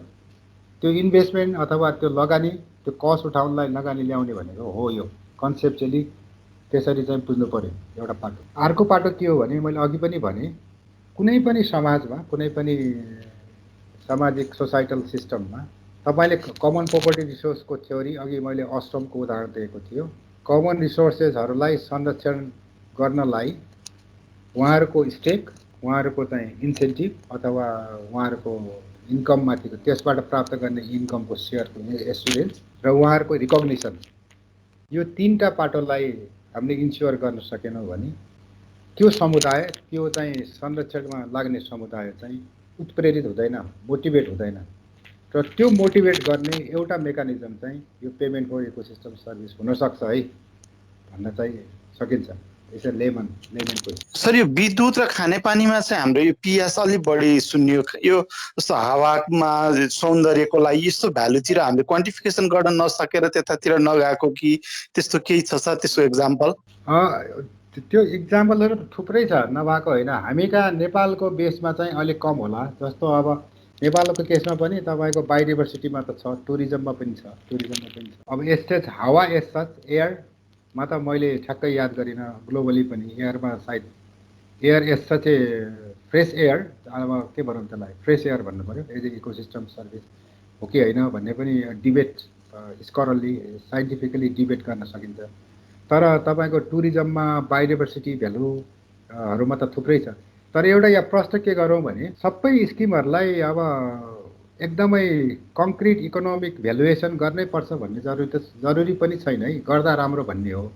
गर्दा किन राम्रो हो भने हामीले कुनै एउटा डलर भ्यालु नेगोसिएटलाई आवश्यक हुन्छ, त्यही भएर गर्नुपर्छ भन्ने हो। तर सबै साइन्टिफिकली ठ्याक्कै यो स्मल स्केल पिएच स्किम्सहरूमा नेगोसिएसनको रूपमा बेसिक इकोनोमिक एनालाइसिस गर्न सकिन्छ। नट द्याट पुरै चाहिँ के भन्छ तपाईँले नेचुरल क्यापिटल एकाउन्टिङको जुन अघि कुरा उठाउनु भएको थियो त्यसैमा जानुपर्छ भन्ने पनि छैन। तर आइडेन्टिफाइड इकोसिस्टम सर्भिसलाई अथवा बन्डल अफ इकोसिस्टम सर्भिस एउटा मात्रै हुन सक्दैन, कुनै कुनै ठाउँमा बन्डल पनि हुनसक्छ, 3-4वटा पनि हुनसक्छ सँगसँगै। भने त्यसको मिनिमम भ्यालु के हो त, अथवा त्यो पर्सिभ भ्यालु के हो भनौँ न, जसले कन्ज्युम गरिरहेछ अथवा जसले चाहिँ प्रड्युस गरिरहेछ उहाँहरूको पर्सिभ भ्यालु के हो। कम्युनिटी भ्यालु मेपिङ भन्ने शब्द युज गरेका छौँ हामीले कुनै कुनै आर्टिकलहरू। How community value that particular ecosystem हो, त्यो चाहिँ जरुरी छ होइन, एउटा पाटो। तर हाम्रो एरियामा, हाम्रो क्षेत्रमा, हाम्रो चाहिँ के भन्छ साउथ एसिया इन्क्लुडिङ चाइनामा हेर्नु हो भने चाइनामा विशेष गरिकन थुप्रै भएको छ त्यो खालको तपाईँले भन्नुभएको पाटोहरू। इन्डियामा पनि 1-2 ठाउँमा छ। इन्डियामा चाहिँ पेमेन्ट फर इकोसिस्टम सर्भिस भन्ने शब्द युज गरेका छैन उहाँहरूले, सबैले इन्सेन्टिभ बेस्ड मेकानिजम आइबिएम, उहाँहरूले चाहिँ धेरै पहिलेदेखि युज गरेको इन्सेन्टिभ बेस्ड मेकानिजम भन्छ, आइबिएम भन्ने शब्द युज गरेका छन्। र भुटानले चाहिँ स्पेसली अहिले यो फरेस्ट इकोसिस्टममा भर्खरै 2017-18तिर यस्तो खालको स्किमहरू ल्याएको छ। यो सुरुमा पानीबाटै सुरु गरेको थियो, त्यो मङ्गार वाटर सप्लाईमा, तर अहिले चाहिँ नेचुरल सिनिक ब्युटीहरूमा पनि काम त्यसको गर्दछ। लागि थप एउटा प्रश्न छ, जस्तो हामी यो भोलिन्टियर मेकानिजम भन्छौँ, एउटाले किन्ने एउटाले बेच्ने भनौँ, त्यसमा पनि दुईटाको बिचमा चाहिँ भोलिन्टियर भन्छौँ। तर कस्टमर त जो ग्राहक हो, पानीको उपभोक्ता हो, उसलाई त अनिवार्य रूपमा तिर्नै पर्ने हिसाबले त्यसको प्लस चार्ज दिइन्छ। यो भोलिन्टियरी यसलाई पुरै त्यो हिसाबले भन्न मिल्ला कि नमिल्ला, कस्तो होला सर? हो, यो कुरो मैले सुरुमै उठाएको थिएँ, सायद तपाईँले अघि सुरुमा छुटाउनु भयो कि। अब आइडियल पिएस मेकानिजम जुन मार्केट बेस एप्रोच छ, जुन उन्डरले 2005मा यसको कन्सेप्टलाइज गर्दाखेरि र अर्ली 2000 कुरा गरौँ, त्यतिखेर भोलिन्टियर हो, आइडियली हो, भोलिन्टियर हो। किनभने यो जुन कार्बन न्युट्रल हुने कुरा पनि भोलिन्टियर हो नि त। वास्तवमा कार्बन न्युट्रल हुन्छु मैले हवाई जहाज चढ्दाखेरि निक्लेको इमिसन बराबर कार्बन अफसेट गरेर दिन्छु भने भोलिन्टियर कन्सेप्ट हो। तर सुरुमा नै मैले के भनेको थिएँ भने हाम्रो जस्तो डेभलपिङ कन्ट्रीमा र हाम्रो क्षेत्रमा, बेसिकली साउथ एसिया प्लस सराउन्डिङहरूमा यो टिपिकल भोलिन्टियरी सम्भव छैन। कुनै न कुनै रूपमा चाहिँ गभर्मेन्ट मेडिएटेड हुनुपर्छ। गभर्मेन्ट मेडिएटेड भयो भने यो सम्भव छ। किनभने यो कमन रिसोर्समा हाम्रो समाजमा, हाम्रो सोसाइटल फ्याक्टरमा volunteerism basically when it comes to payment, basically when it comes to you need to pay for something, त्यो भोलिन्ट्री अलिकति कम सम्भावना छ कि भन्ने हो। त्यही भएर हाम्रो चाहिँ यो हाइब्रिड मोडलमा जानुपर्छ भन्ने चाहिँ मैले सुरुमा नै भनेको थिएँ।